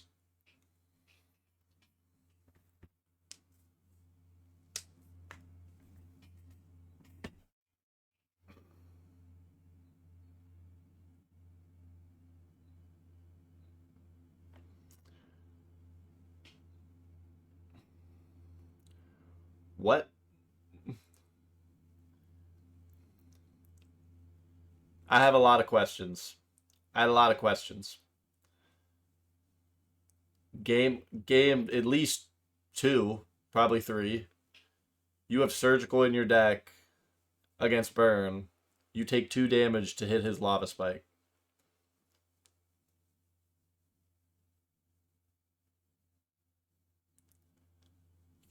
What? But like, that doesn't answer.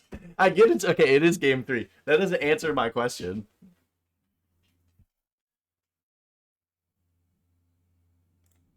Did it hit a card in his hand?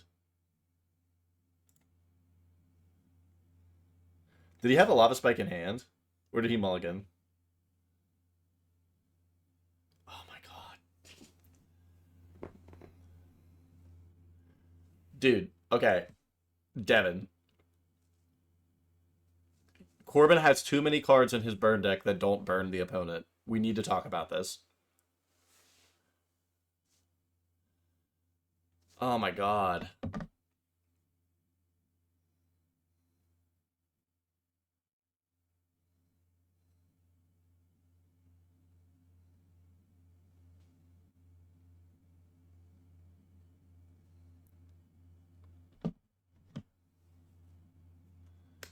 Hedron alignment.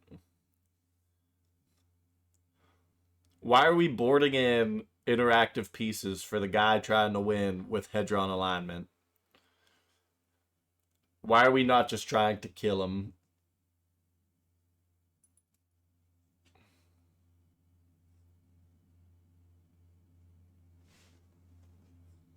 Maybe I'm in the minority.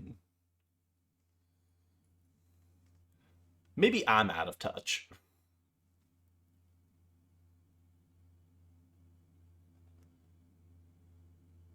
The guy won game 1 with... The guy beat Burn with Hedron alignment.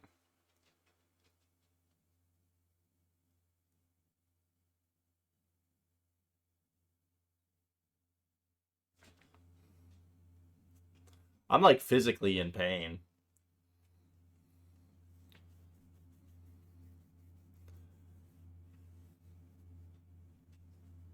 I like the Sulfuric Vortex. I like that. Like that for the control deck. I don't hate that. Give me a roll.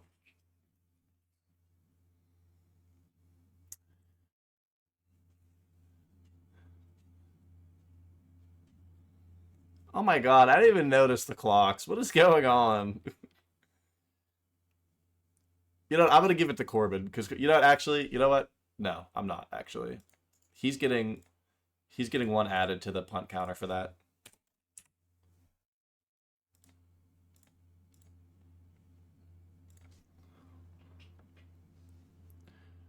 I don't know what he has in hand, but I would probably want to escalate the brutality so it's less painful.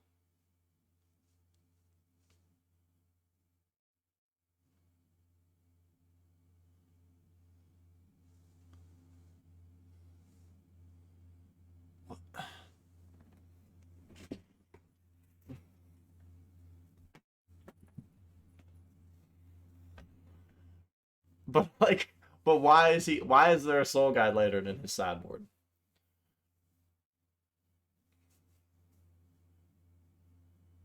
You know what I mean? Like,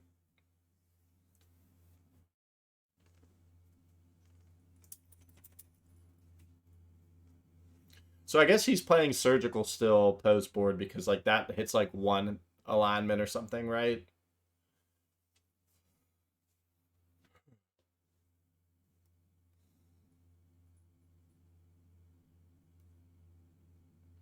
What do you need for alignment? You need one in play, graveyard, exile, and then in hand.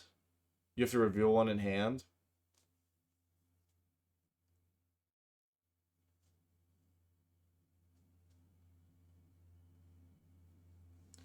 Dude, this has me weak, man.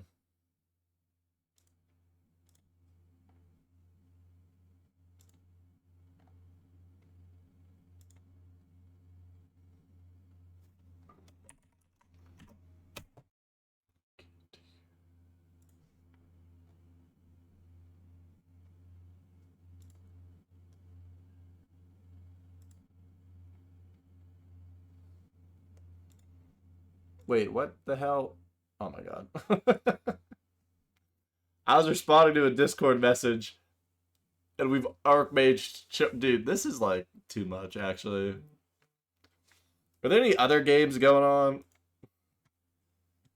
No, there's not.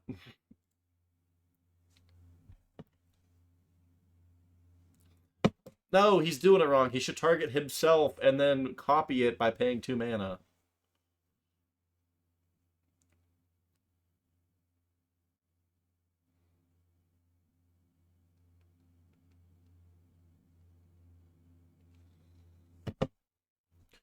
We've still been actually kind of running through pretty quick tonight.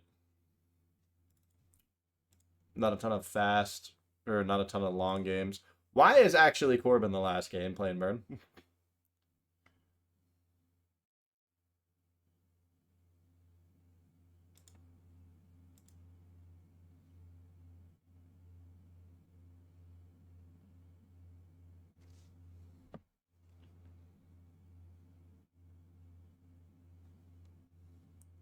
Jace Reawaken, that's cool. Prowess trigger.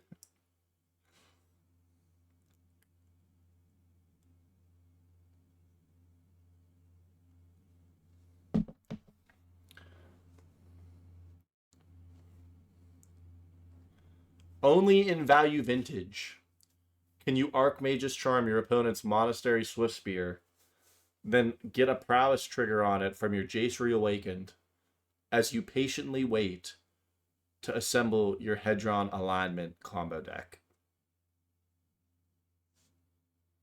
Corbin, if you lose this game, I'm going to beat the hell out of you at the Airbnb.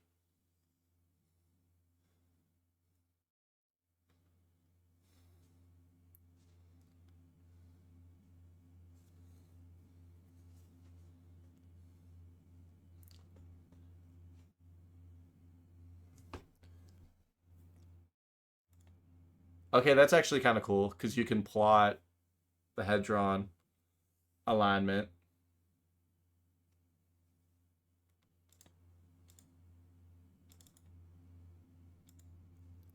Yeah, he needs to save that land because he might draw a Searing Blaze.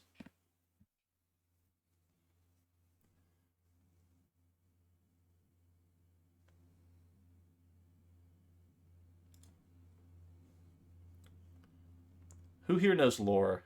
Was Jace always Ashiok?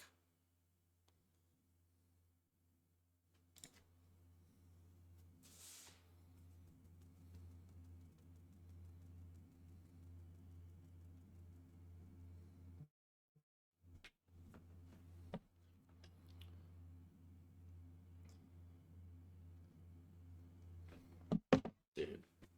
Dude, I think the most challenging part is like we gotta wait for this to end. And not only that, like this is this might be how it ends. All right, we have one Hedron alignment in the yard. Dude, Corbin, I swear to God if you lose. I swear to God if you lose to this.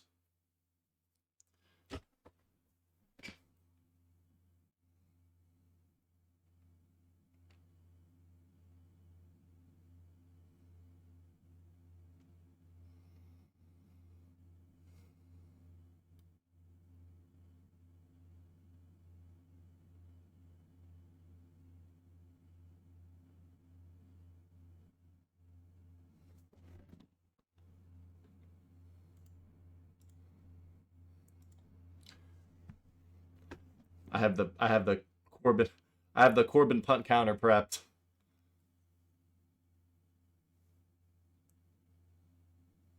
Is it 2 mana to scry with that? That's kind of crazy.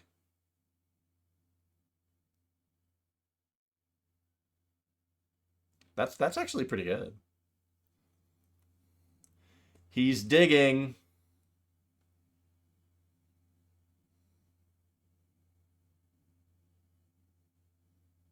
I didn't have it.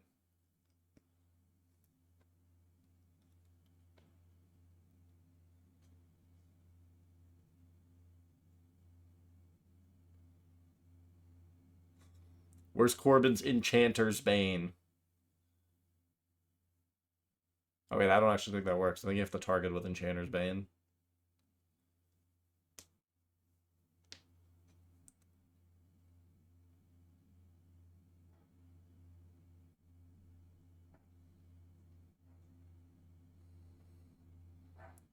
Only 41 cards left in the deck, fellas.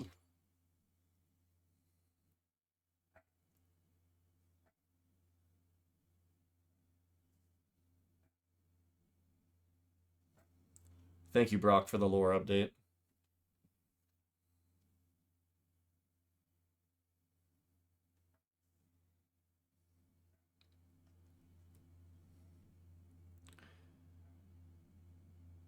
This is like the most upsetting thing in the world.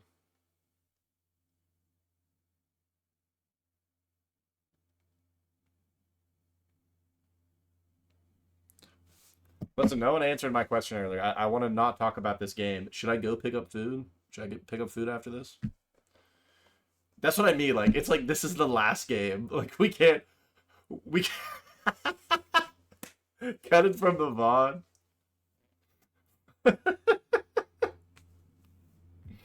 uh, Nobody should be. No, actually, I want this in the video because at the Airbnb in DC, I'm gonna make Corbin watch this, and we're gonna sit down. We're gonna sit down and literally just be like, "What did you tell me what you did wrong?" Like if I'm teaching him math at the table. In case everybody didn't know, Corbin's only like 12. But I'm gonna sit him down and be like, why are you playing your lands when you could Searing Blaze?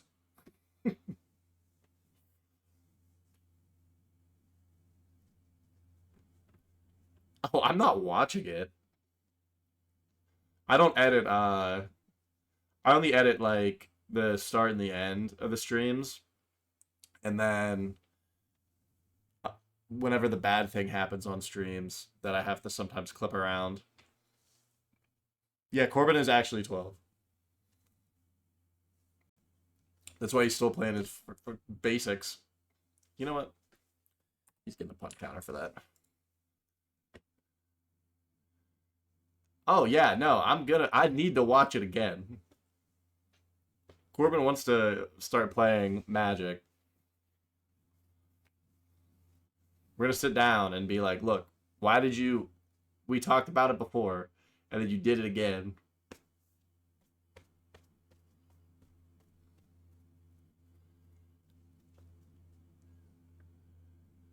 Real talk though, I think that Not needs to start attacking though. Because there's a MTGO chance that he times out. And yeah, dude, I know. It's literally going to be all the mods having a great time. And you guys are going to be like, wow, I can't believe all the mods are here at the mod house having a great mod time with all of us. And I'm going to be shipping units at work. I'm going to be doing admin reports all weekend.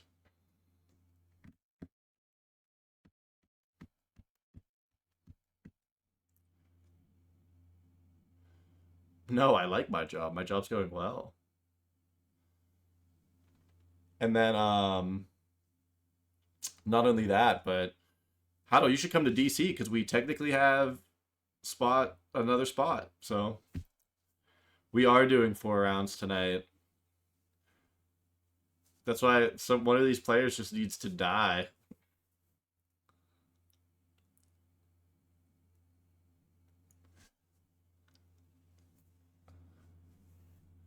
I can't believe that like Corbin hasn't found enough burn. Maybe if this goddamn Soul Guide Lantern was like a burn spell.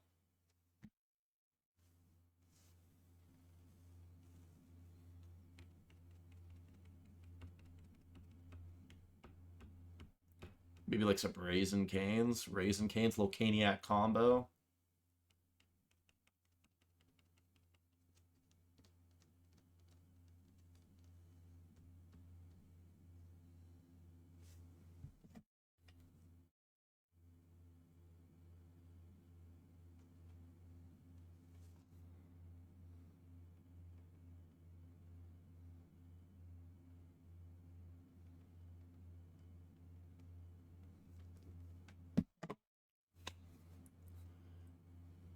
He's going off.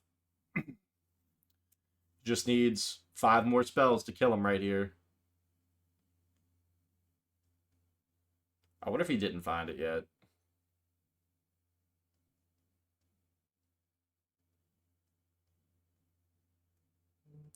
You know my favorite part about Hedron Alignment? That card will never be money because you can't play it in Commander. That card is always going to be dirt. It's like nobody's buying out Hedron Alignments. Corbin, you better draw Fire Blast right now.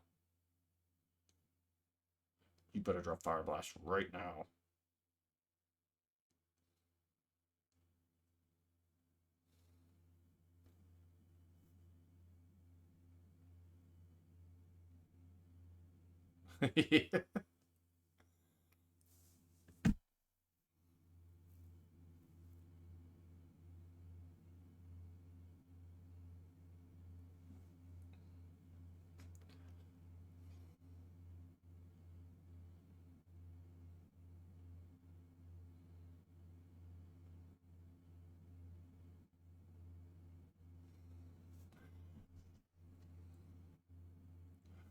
Imagine you've never watched Value Vintage.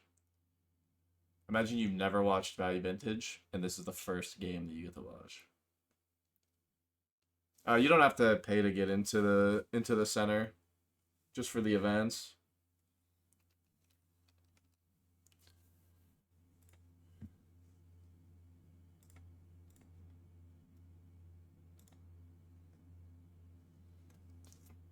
Dude, that's what I'm saying. Like,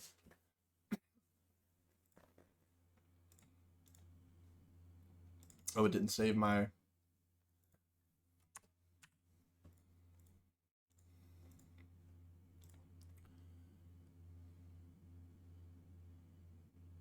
What?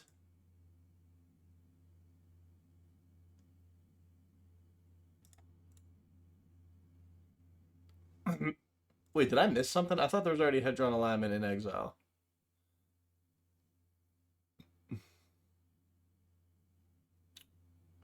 What the hell just happened? I don't even know what's happening anymore.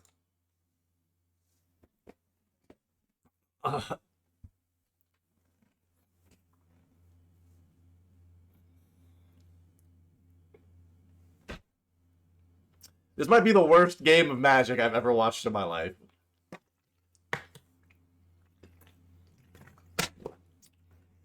You don't deserve that, Corbin. You should be ashamed. Devin, you should be ashamed too. We're not talking about it anymore.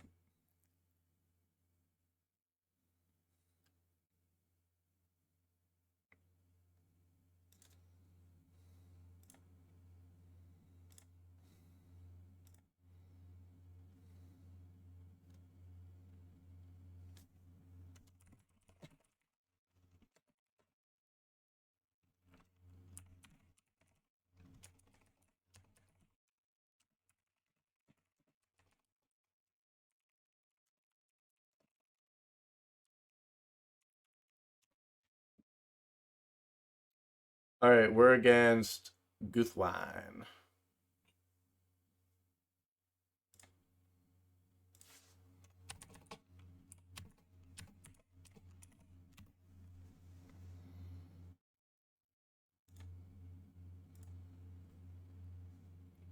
That was like the most upsetting Magic I've ever watched, I think.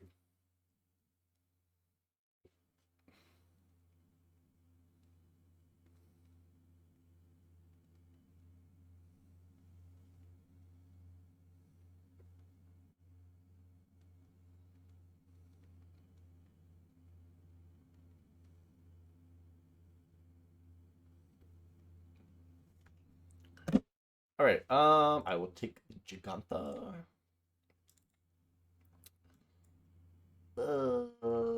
Actually, this hand is really land heavy, but he's on the Hogak aggro. So if we could pick off the first couple creatures, I think we're okay.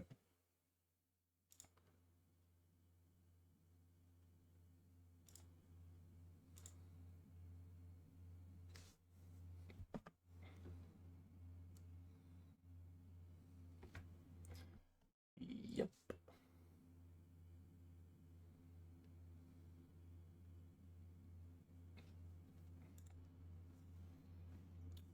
All right, timeline color, important.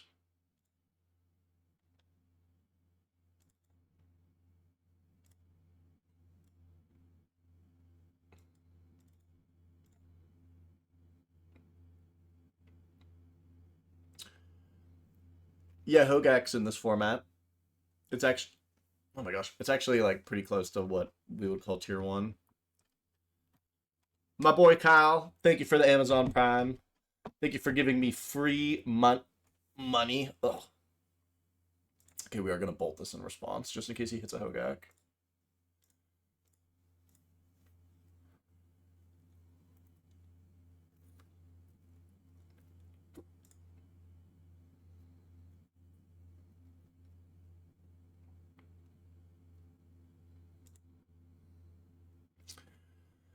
So it's either Swamp or Fairy Dream Thief, so he picks Swamp.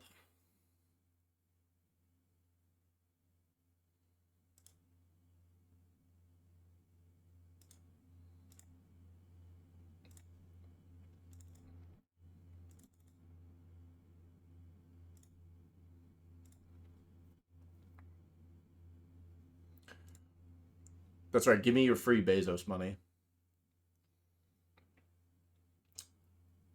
You're not doing anything with it.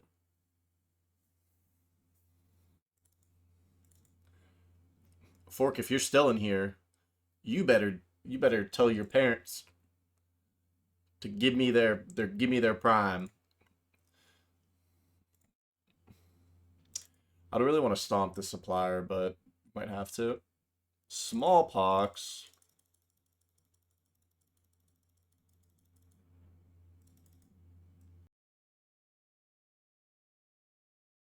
We're alive. We're back.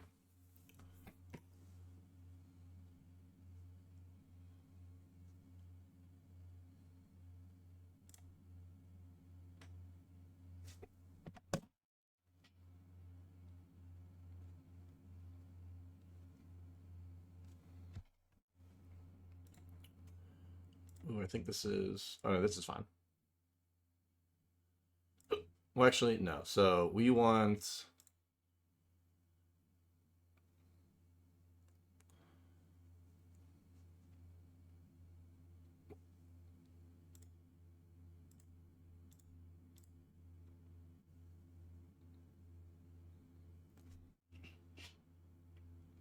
It actually wasn't that bad this time. My Wi-Fi actually picked up a ton of the load there. So it started connecting shortly. Ugh, my hiccups are still here. Shortly after. I don't know that we're gonna win this one though.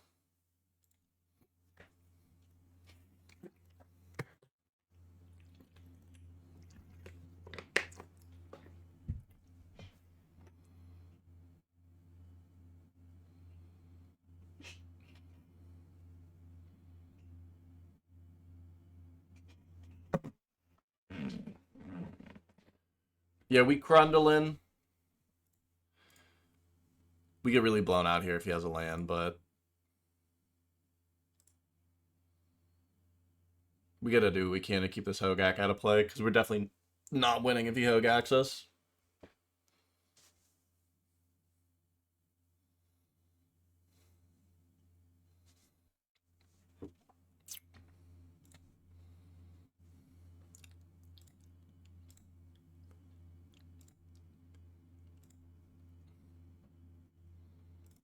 Alright, we're not gonna show blue mana.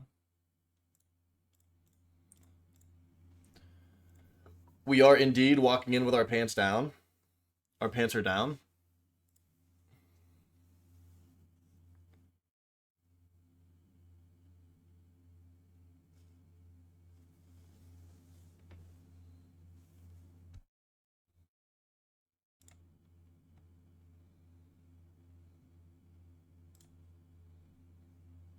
We're 2-1 though right now. We beat Rakdos Luris twice. We lost a mono black like demons.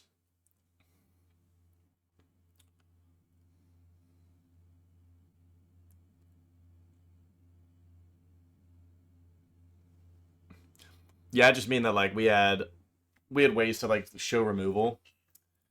That kind of sucks.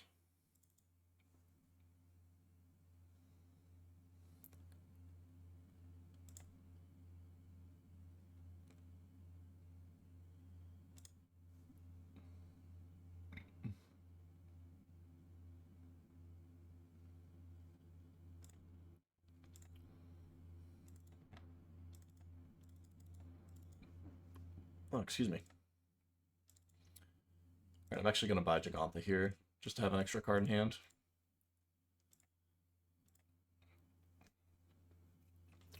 Yeah, I mean,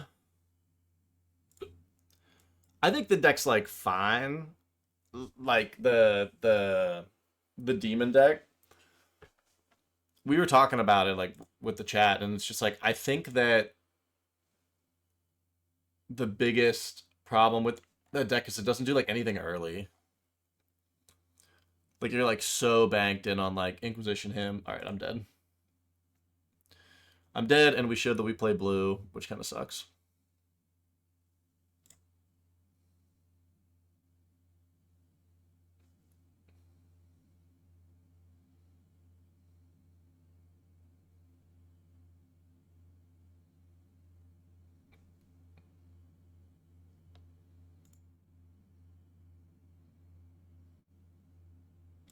Yeah, we're just not beating the 8-8.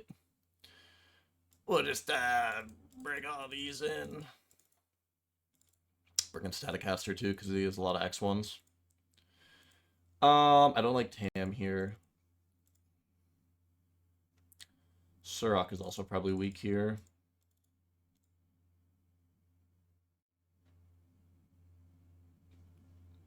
Denial's kind of weak though now. Actually, no, no, we probably need Decisive for like Smallpox. To fight some smaller creatures. Tam's been good tonight. Like the first 2 rounds were against Red Black Luris. So she's just like fine though. Like definitely don't want more than 2. And there's matchups like this one where like you just don't want her.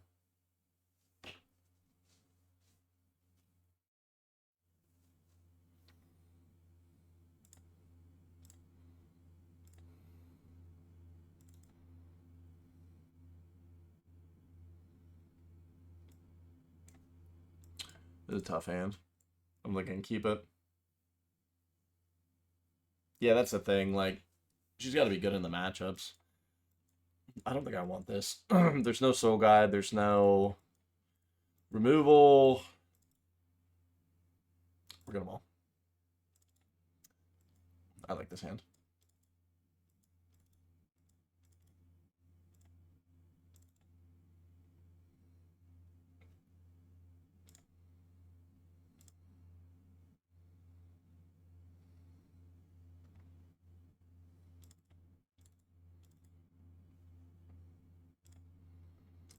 I'm gonna play the Soul Guide Lantern naked. The reason I'm doing that is because I can leave up Decisive next turn for like Smallpox.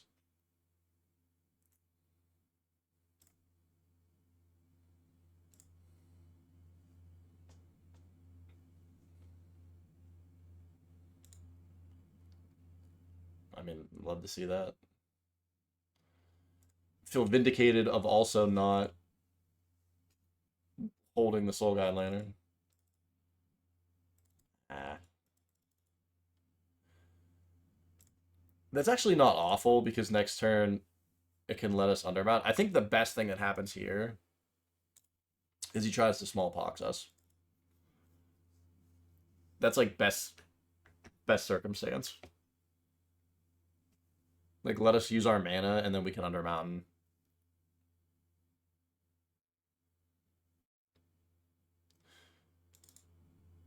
Not what I said.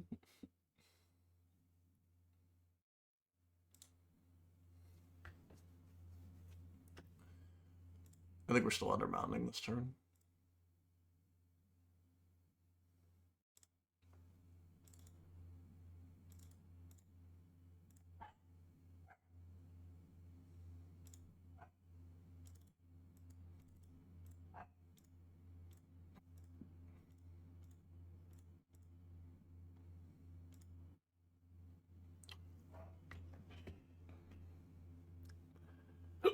Excuse me. Maybe denials aren't right here.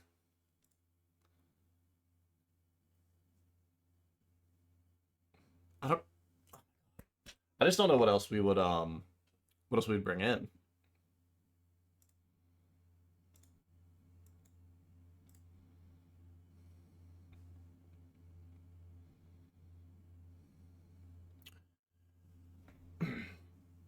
We just need to play defensive this turn for a Hogak, because we can double fight next turn, clean up any blockers.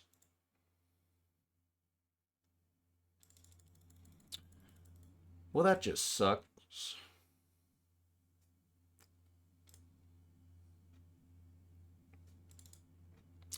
Sucks too because we have the decisive denial in hand.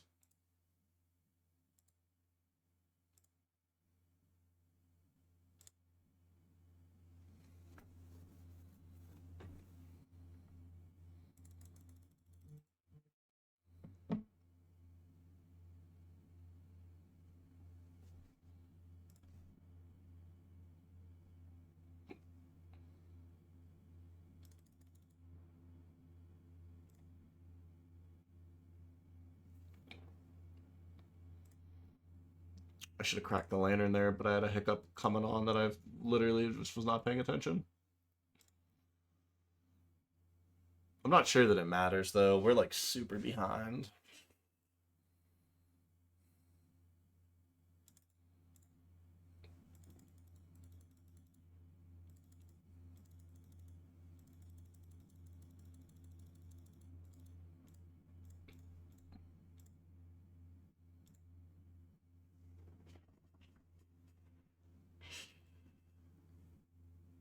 God, he's just so many cards in hand.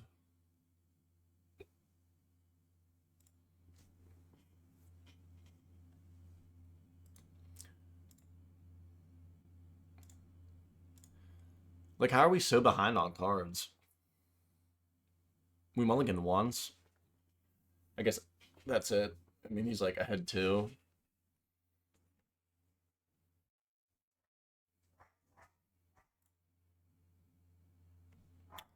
I'll be right back.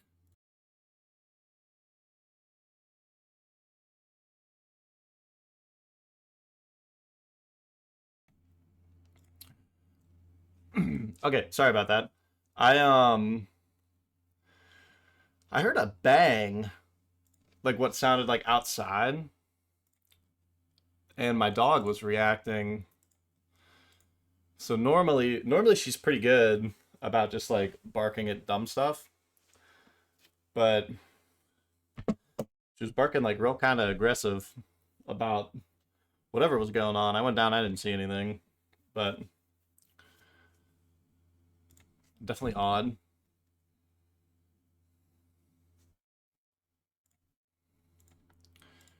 We're gonna make this harder to come back.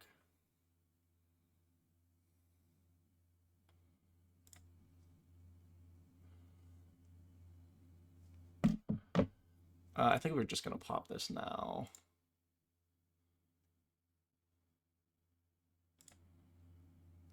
Should have done that earlier.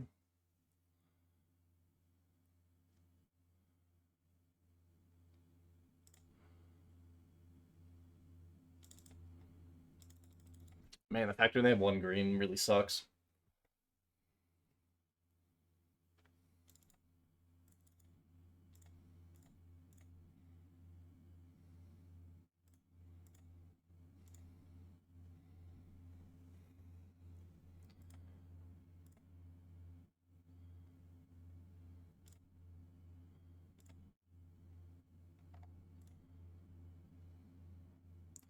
Maybe just set up to, like, try to kill him next turn.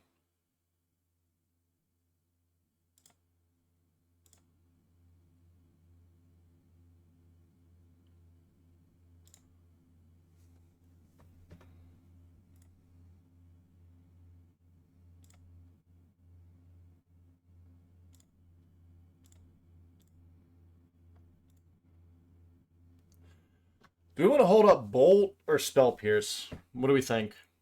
What do we think's better? I think Bolt's better.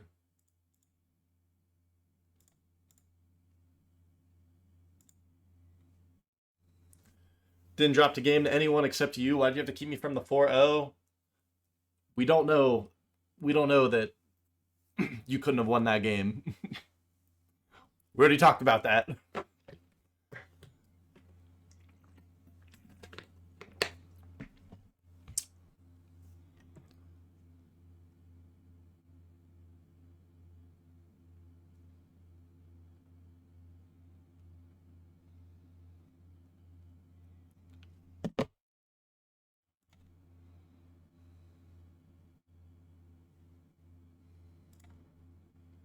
Yeah, that just happens.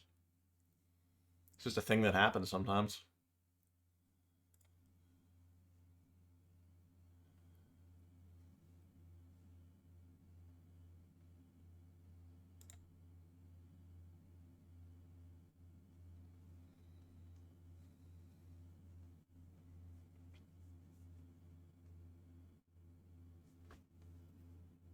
Got that pheromone cologne on. Clavicular. Have you guys seen that guy?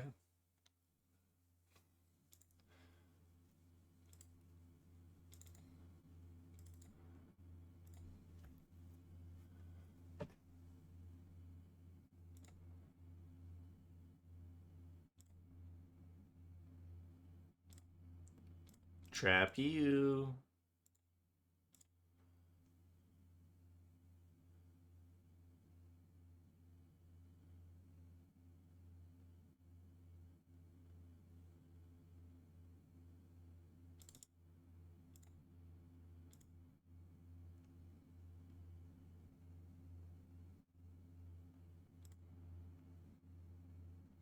Let me just start here.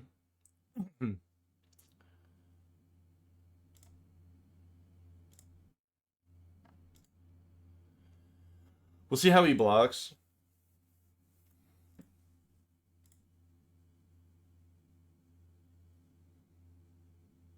This thing doesn't have trample. That's why I didn't want to attack with it. His board's just a little too wide.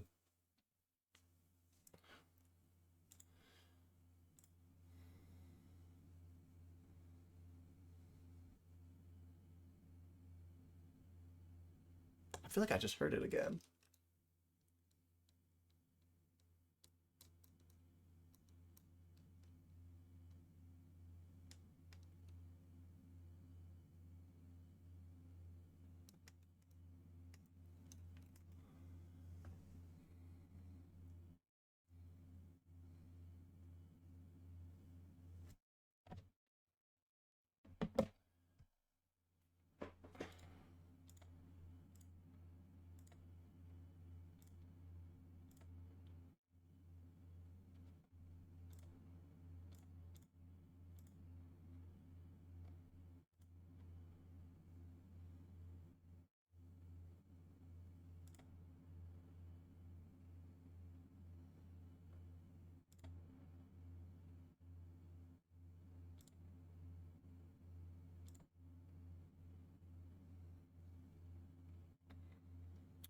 I'm not even sure if that was the right play because I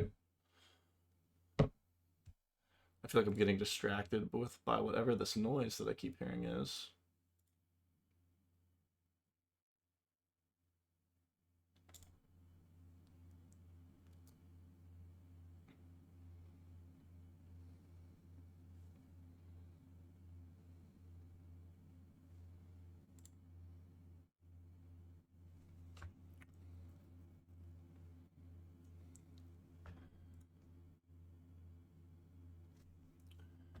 Could just adapt.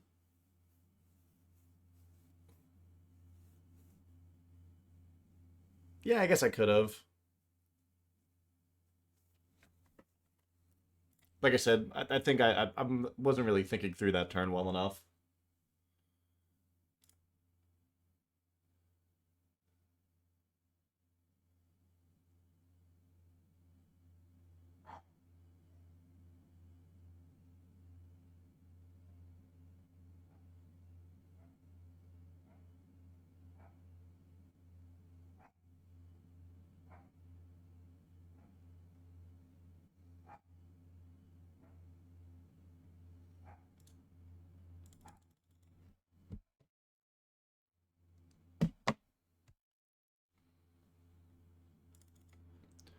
Any other games going on?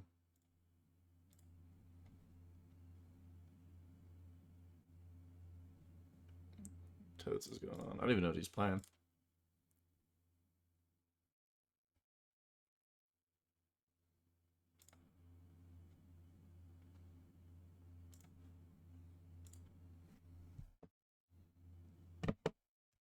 I didn't even see that there was a Hogak.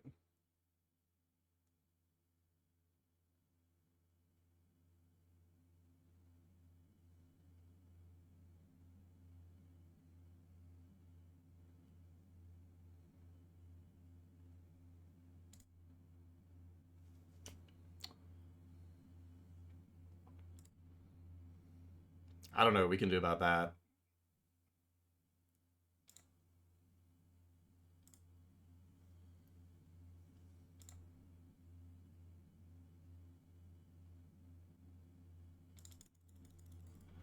Oh, Death Touch Flying Lifelink.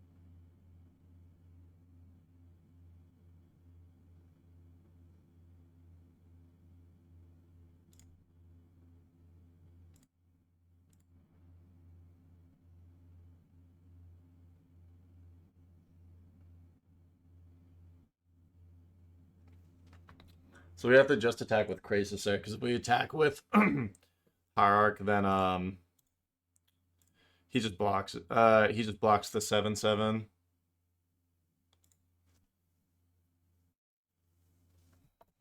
He's probably gonna take the initiative from us though, which kinda sucks. He's 2 cards short from Hogacking.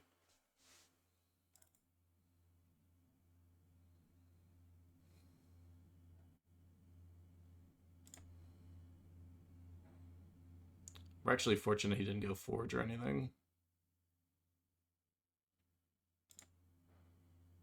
It was bad.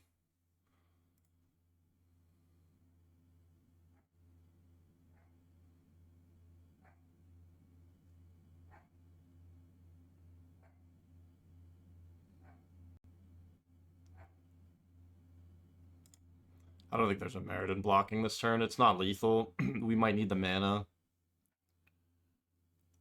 I don't think a 1 or 2 damage is going to matter. We might need to take back the initiative to stabilize.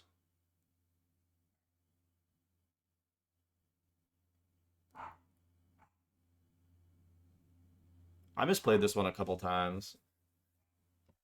Just between whatever the banging noise is.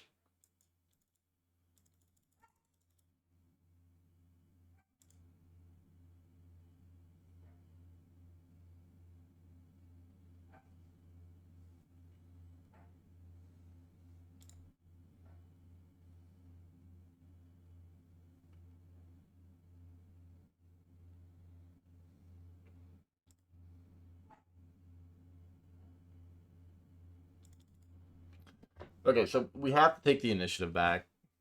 We know that. What can we even hit?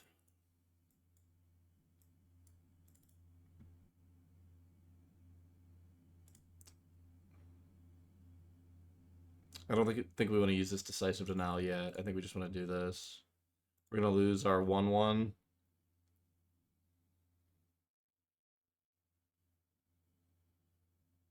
Yep.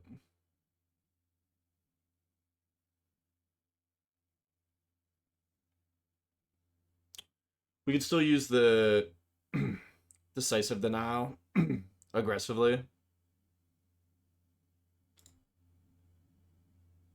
Guess he wants to pick up Huskburster Swarm.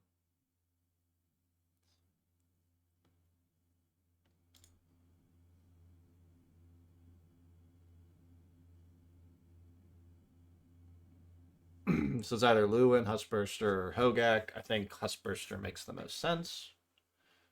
Yep. I still don't know that we're going to be able to come back from this one. We need something really impactful.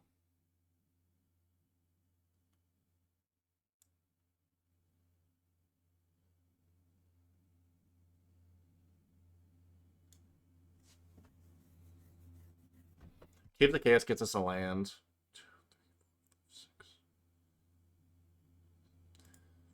7 mana lets us Giganta and Decisive Denial.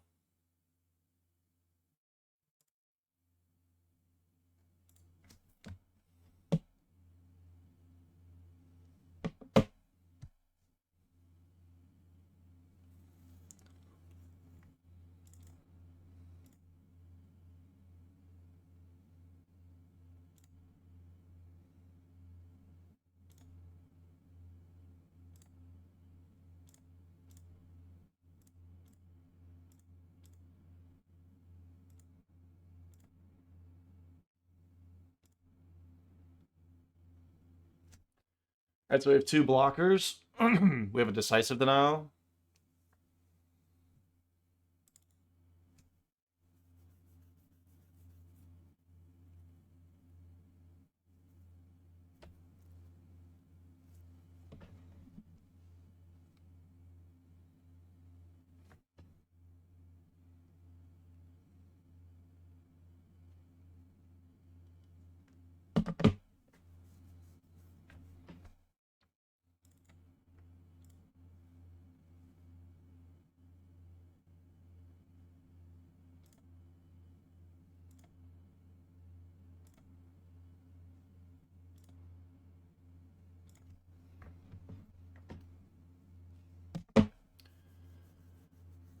This match has been going on forever.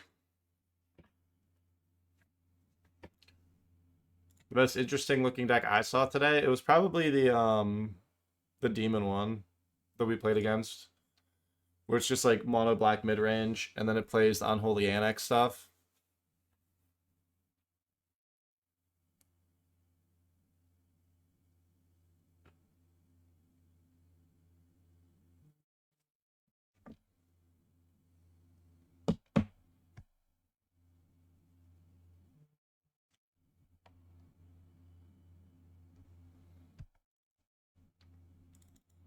Maybe we can just see if we can win on time.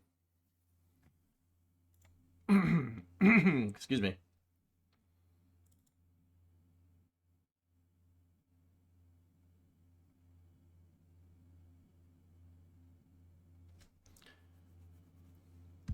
I don't think we actually want to fire off this decisive denial if this is like kind of what the board's gonna be.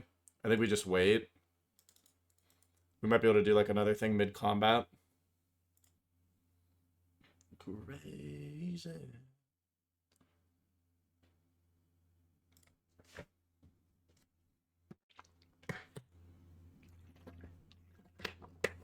We're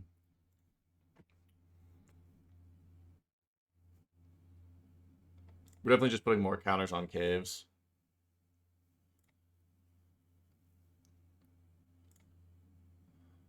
Path to victory here, I think it's just punching through all this. Krasis isn't a terrible draw. It's terrible that we don't have more than 1 blue, though.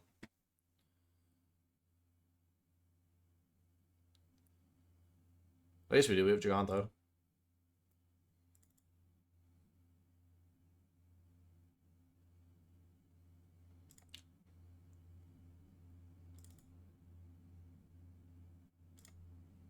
Let's see what we draw.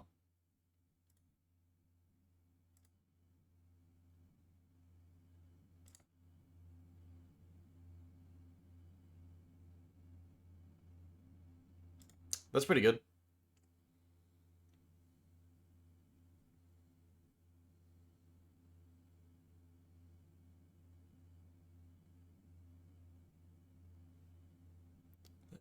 Crazy. The path to victory might just be timing our opponent out too. Just making our plays really, really hard. Are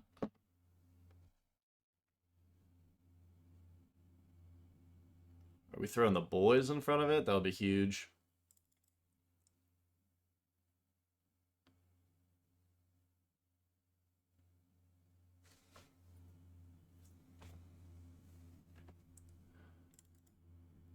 Because we could actually decisive denial.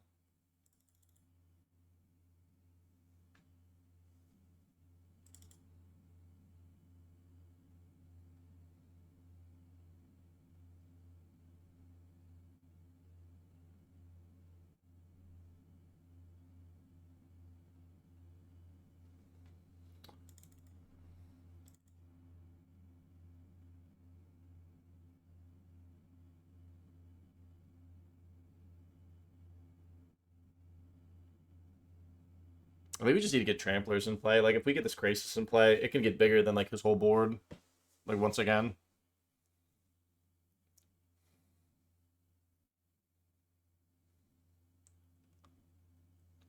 This cares about lands, right? Yeah.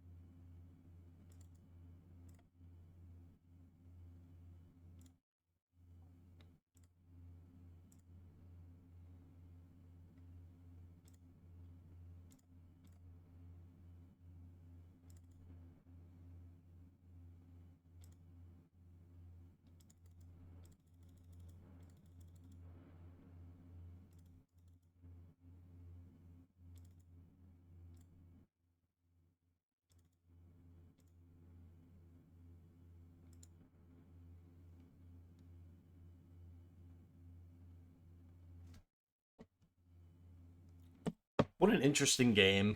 I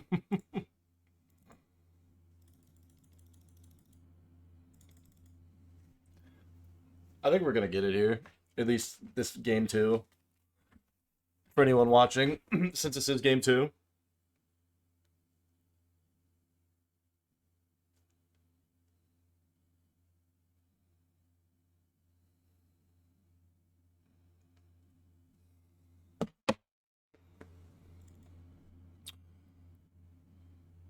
Smallpox, sure.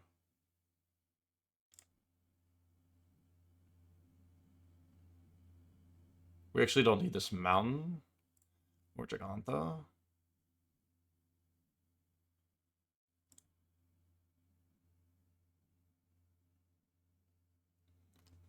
Initiative is what makes or breaks like some decks. Like this deck would not be playable if it didn't get 8 initiative creatures.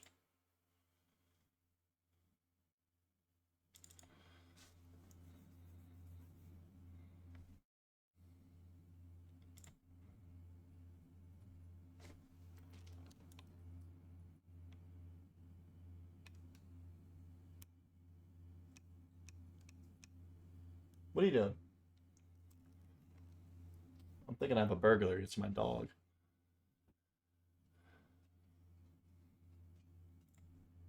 All right, we're just gonna block like this. He is now dead to trap on our turn, so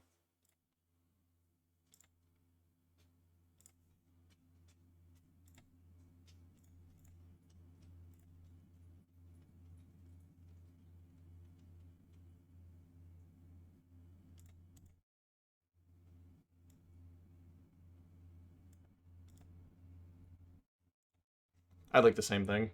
I know I was talking about um taking out decisive denials, but I think they're actually important in that second game. Yeah, that's the thing. We just had trap and upkeep. Hi, baby. Here, come here. Let the stream see the guard dog. Look at this. Look at this gruesome. This is stopping me from my burglar coming in. Give me your ball.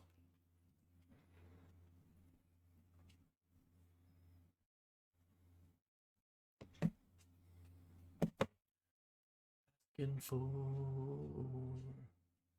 Simba. Alright, we just gotta play fast.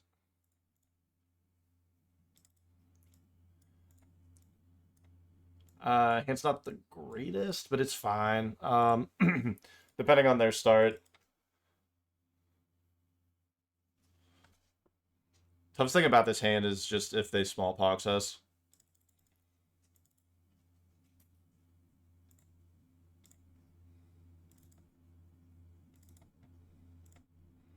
We're gonna play this painful. I don't. Normally, you would want to do Copperline Gorge, but if there is a smallpox, this will be less painful after the fact.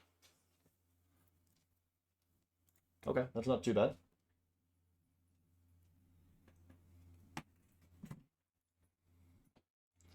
Always, there's always a Hogak.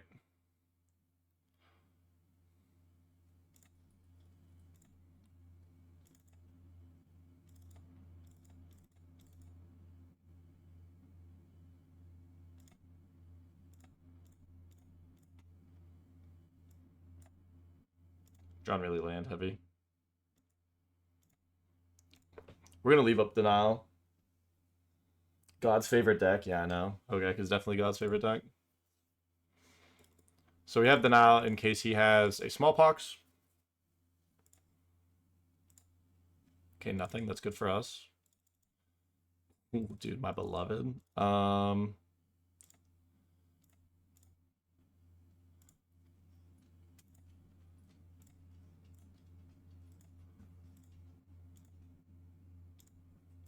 We are 100% getting this Raging Ravine in play next turn. That's how we're winning this game.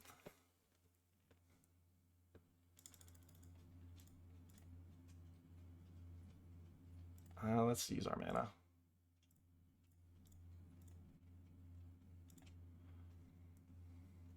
If he pays the 3, it's... Oh!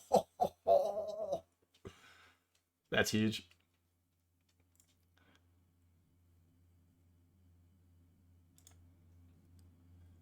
Full house, baby.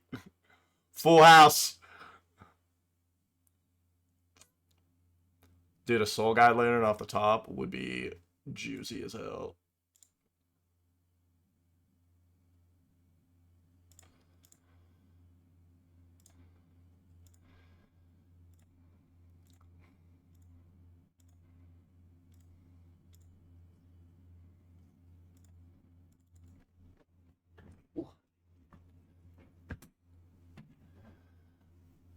So we're in an awful spot here.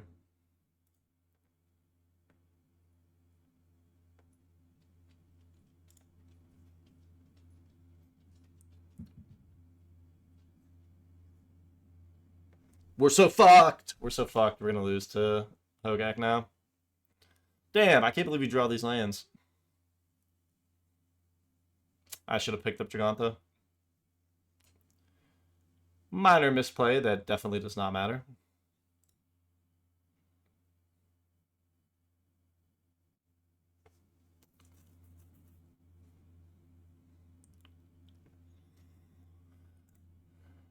Sure.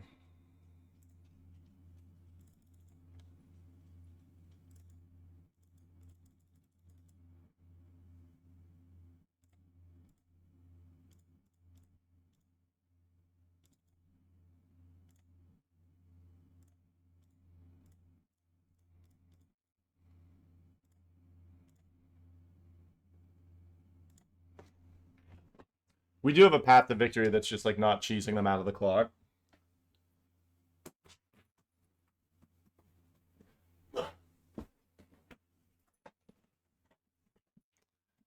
Dude, okay. Honestly, God's favorite child. I can't believe this. Yeah. Last card in hand's a land.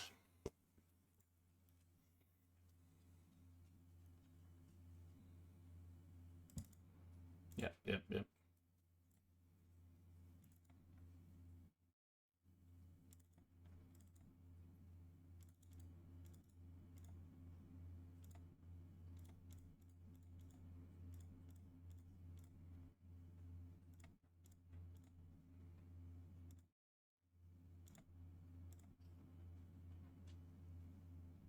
Yeah, we're just playing.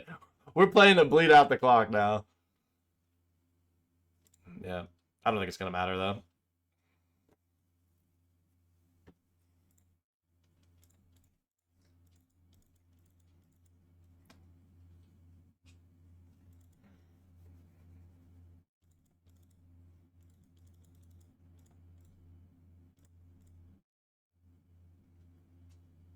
Is it worth blocking like that?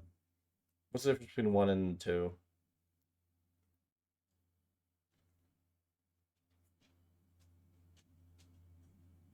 I don't think there is.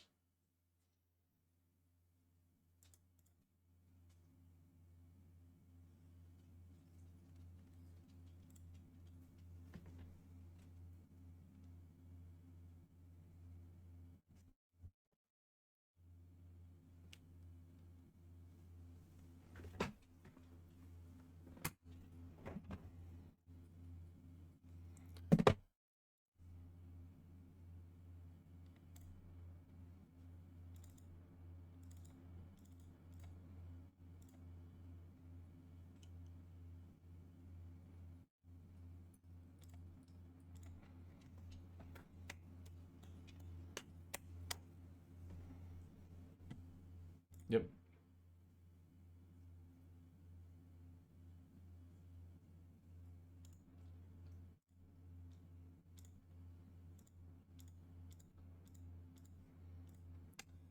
Oh, I can't draw anything good.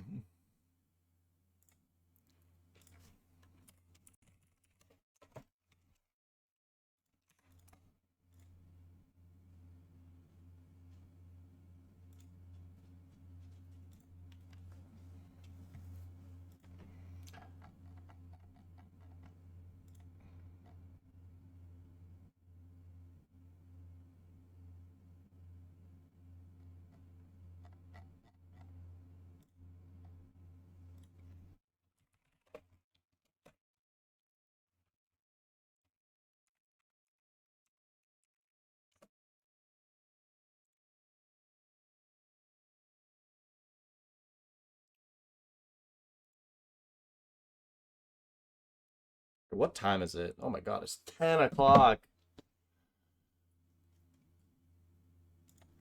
Nah, dude, I just needed to not draw 10 lands and find a Soul Guide Lantern or removal.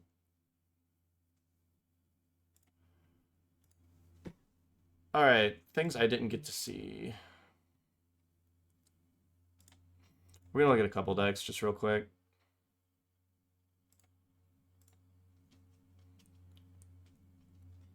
Devin, I'm opening your deck, but if it's stupid, I'm not looking at it. What the fuck? What?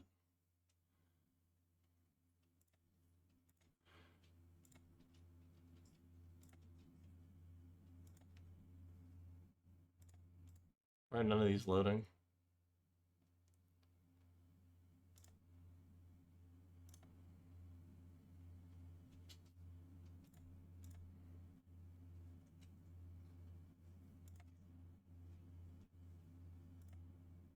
There we go.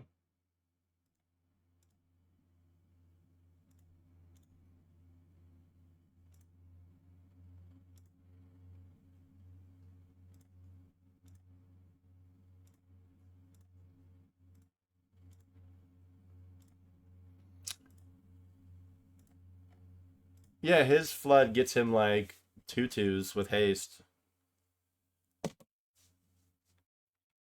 Okay, this deck's just burn. The hell is this?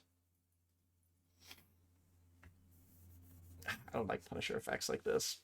It's cool. I've never seen this card before, but just play Molten Rain. Just play a threat, play some burn spells, and then Molten Rain their land. It's cool though. Always love to see burn.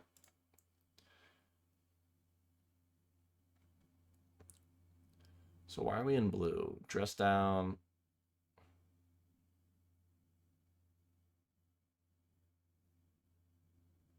I don't hate that.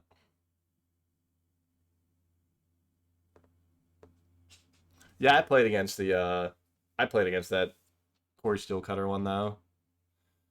Where is this person's Creeping Tar Pit? Play Creeping Tar Pit in all your blue-black decks. You never know when you'll need it. You don't need to play Silex anymore. EDH, I don't know. Just weird people. People with... What is this? Well, it's just like...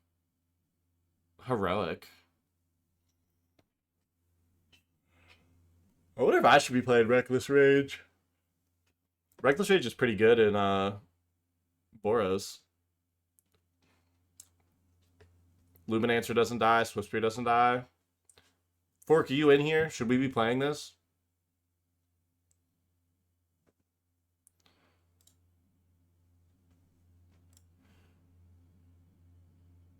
I like everything else. Three Lightning Helix is insane. This is an insane use of budget.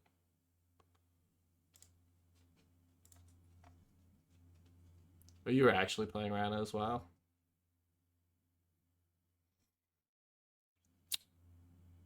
Boring. Nah. What the fuck is happening here?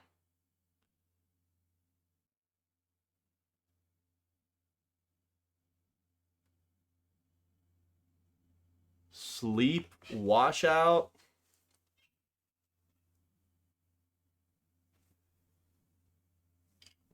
God, you're going down. Thanks, I need to do some buyouts.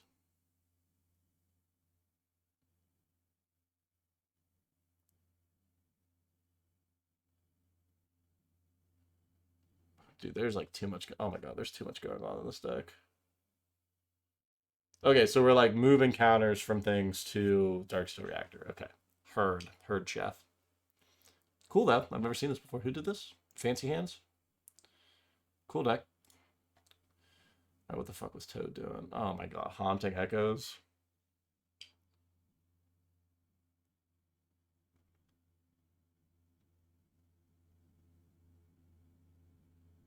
Okay, so we're like milling our opponent and like Haunting Echoes them. That's cool. I like that. Sucks that there were 800 red decks tonight. Red and black decks. Oh, we have a Kahira because that's free. That's funny. How does what combo work? Haunting Echoes? He's just milling like passively. And then Haunting Echoes exiles the cards. Oh, the Darksteel one?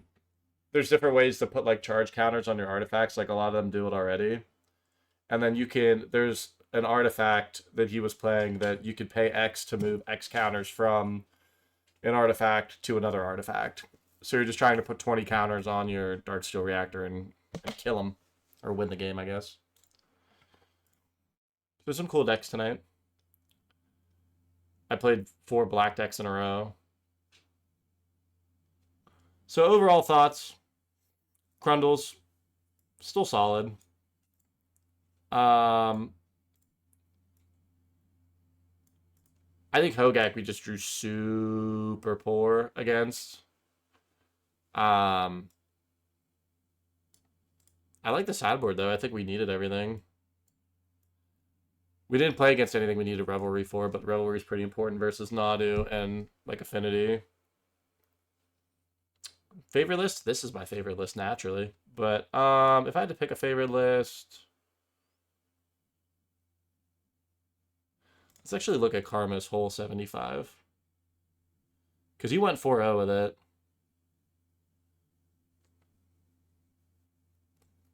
I don't know if this is my favorite. I mean, I like a lot of what's going on here, but I don't know. I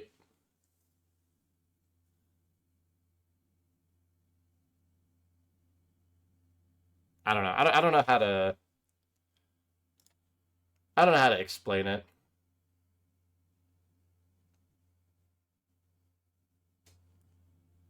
What's it called? Krundle because of Krasis. KRUN, and then I don't know where the DLE came from. Duke came up with it, I think, or somebody did. He's like the mascot because he's a beater. Um,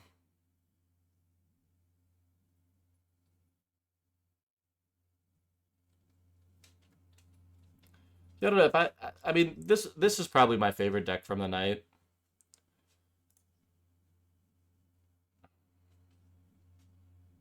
Oh, is it over budget? I didn't even notice. Damn, 23 cents over. Um, yeah, I don't know. Like, I want to do different things with this though. But I like what it's doing. I want to just like touch up the list a little bit though. But this is like something that I want to kind of tool with. But it just hasn't had like my energy in for it.